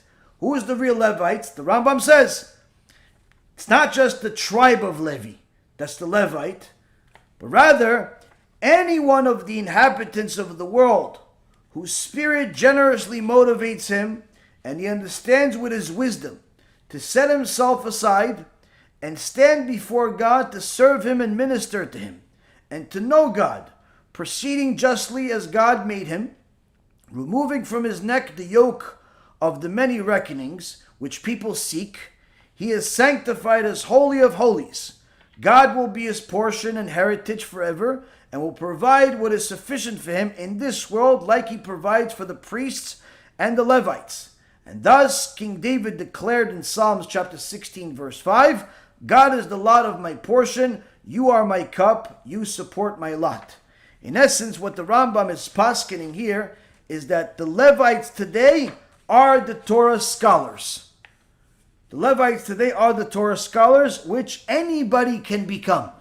Anybody can become a Torah scholar. Whoever dedicates their life to living the life of Torah, fulfilling it, following the rules, teaching the rules, surely knowing what's going on, fitting into the definition of what it says to be a Talmid Chacham, that's the Levi tribe. And when a person is donating money to such a person or such an organization, in essence, what are they doing? They're fulfilling a Torah obligation. They're not just doing something nice. They're fulfilling a Torah obligation. And that's why when a person makes sure that a part of their money is not only invested in food and shelter for themselves, but a part of their money is invested in the Torah, in Talmidei Chachamim, in real Torah organizations, those people suddenly see their lives change where they have peace. They have what's called nachat Yehudit. They have peace of mind of a Jew. What's a peace of mind of a Jew? It doesn't mean they don't have problems, but they have a certain comfort that everything is going to be okay. This is a very unique blessing that's very rare in today's world, but Baruch Hashem, we've merited to see it. And it's an extraordinary thing that you can't explain to people. But where is the source from it? It's in your prayers. Every Friday night, Am Yisrael prays to HaKadosh Baruch Hu before Shabbat comes in as part of Kabbalat Shabbat by repeating one of the teachings of the oral Torah that says, Amar Rabbi Elazar, Amar Rabbi Chanina, Talmidei Chachamim Marbim Shalom Ba'olam. That Rabbi Elazar said in the name of Rabbi Chanina, the Torah scholars, the Talmidei Chachamim, they increase peace in the world. Where does it say that? Shneimar v'kol banaych lemudei Adonai v'rav shlom banaych al tikrei banaych ela bonaych. That it says that your children shall be the students of Hashem and shall have much peace. Banaych, your children. Don't call them banaych, your children, but rather bonaych, your builders. Yi shalom bechelech shalvam b'meotayich. May there be peace within your walls and serenity within your palaces.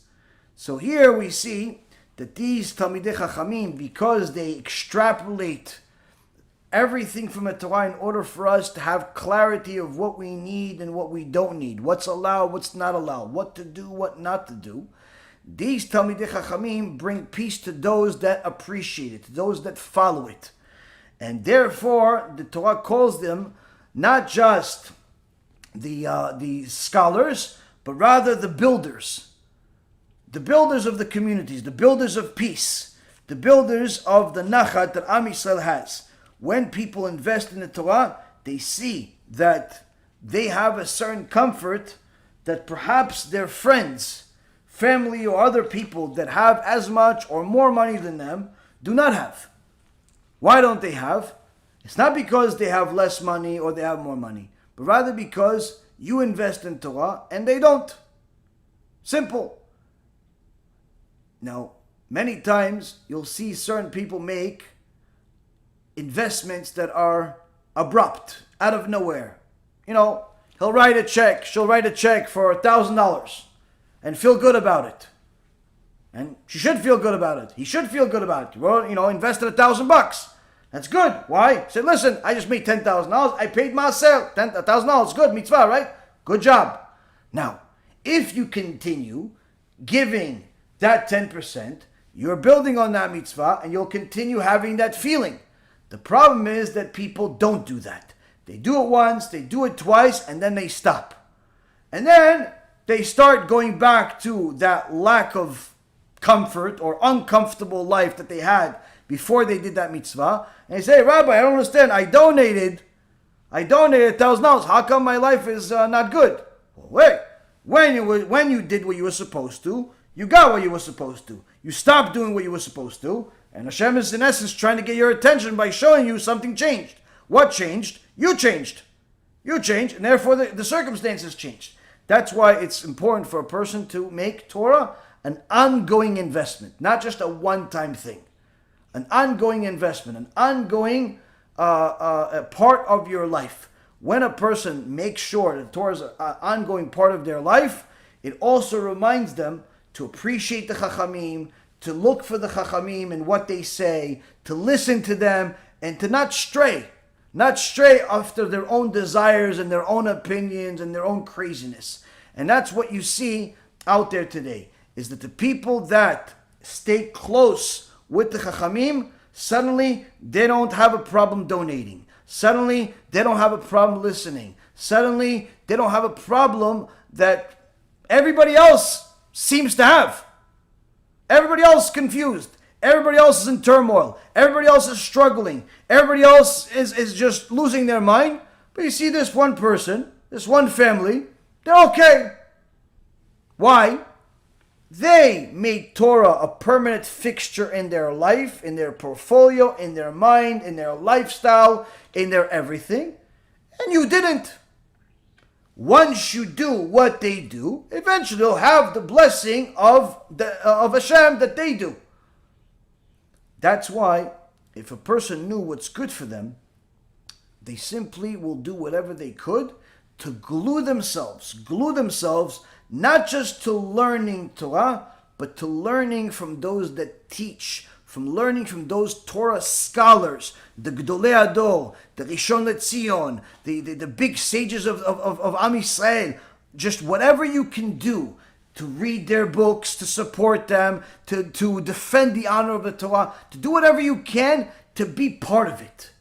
Just like Rav Gidon ben Moshe and Rav Ephraim celebrate that they were able to kiss the feet of Rav Ovadia, we should do the same, and doing whatever we can to simply defend the Torah against anyone out there that is desecrating it, whether it's by distorting the rules or simply by insulting the sages.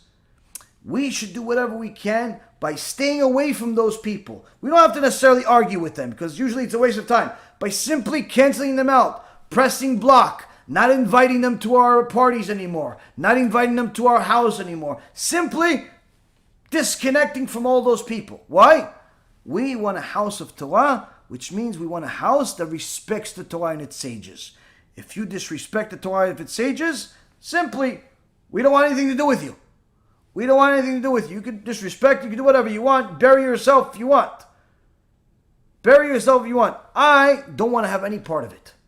And that's why I always tell people, if you have certain people in your life that are constantly making fun of the Torah, if they are not willing to open their mind and see the truth, distance yourself as far as possible from them. Why? It's because at some point it will hurt you. At some point, that constant bashing of the Torah, the constant making fun of the Torah, that poison at some point will affect you, or affect your kids, or affect somebody. So if you can't control these people and you can't get them to shut up, you simply have to disconnect. Now, if you can tell them, listen, you could feel whatever you want, but if every time you come to my house, you have to act like a good little kid, and they're willing to do it, no problem, continue the relationship. But if they can't help themselves and they continue mocking the Torah, that's it. Goodbye. Why? Self-preservation. What's self-preservation? How am I hurting you? You're hurting my relationship with HaShem. You're hurting my relationship with His sages. You're hurting my relationship with my Torah. By every time you're mentioning these awful statements, every time you're mocking our beliefs, you're hurting it. You're hurting it. Why? You don't have to believe what I say. Exactly. I don't have to believe what you say, and I don't have to listen to it either. You want to say it, you feel so strongly about it that you have to say it somewhere else. But if you have to say it at my house, you have to say it in my presence, I have to stand up for something. Because if you don't stand up for anything, the world will stand up on top of you. But if you stand for something, then you'll obviously worth something. And BeEzrat HaShem, each and every single one of us will always stand and defend the Torah in whatever way that we can. Sometimes we're able to do it vocally in a lecture. Sometimes we could write about it. Sometimes we could simply disconnect from those people. Whatever we can do, we have to do it. But most importantly out of everything is what we discussed in the beginning of the shiur, which is know where we stand. Know where we stand, and to never put ourselves in a situation where we are disagreeing publicly with the sages. If you don't agree with them, keep it to yourself. And figure out how you're wrong. Simple. How you're wrong. Even though you have more facts or you think you have more facts, doesn't make a difference. Figure out how you are wrong.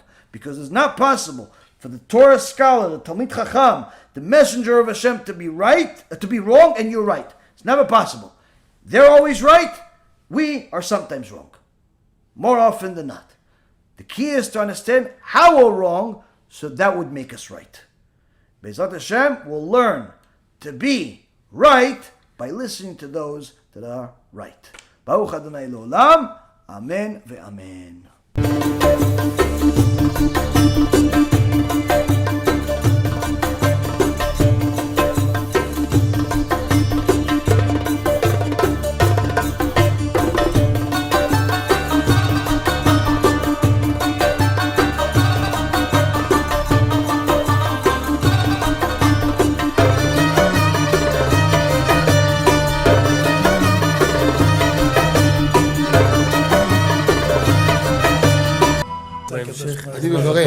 אני מברך את הרבנים, רגע. אני מברך את הרבנים, הרב ירון ראובן, הרב אפרים כחלון, ראשי ארגון בעזרת השם, שהלכו בפי עליון, שעלו מעלה, יהיה להם ברכה והצלחה. הקדוש ברוך הוא ימלא בישועות ליבם לטובה ולברכה, שבכל מה שיפנו ישכילו ויצליחו. יזכרו לעשות כאלה וכאלה, הרדיו תורה לאדירה, אמן ואמן. בעזרת השם רשת בכל הארץ. הוא היהודי הזה, הוא היה מיליונר, סגר את כל הביזנס, אמר אני משקיע פה בעולמה של תורה. איפה הוא גר? בפלורידה. פלורידה, איפה זה פלורידה? באמריקה. במיימי. כן, ליד. אנחנו שם עכשיו הולכים להקים קהילה ספרדית. חזק אותו בשמי. קהילה ספרדית גדולה. תעבירו מה שבירכתי אותו. כן, קהילה ספרדית גדולה.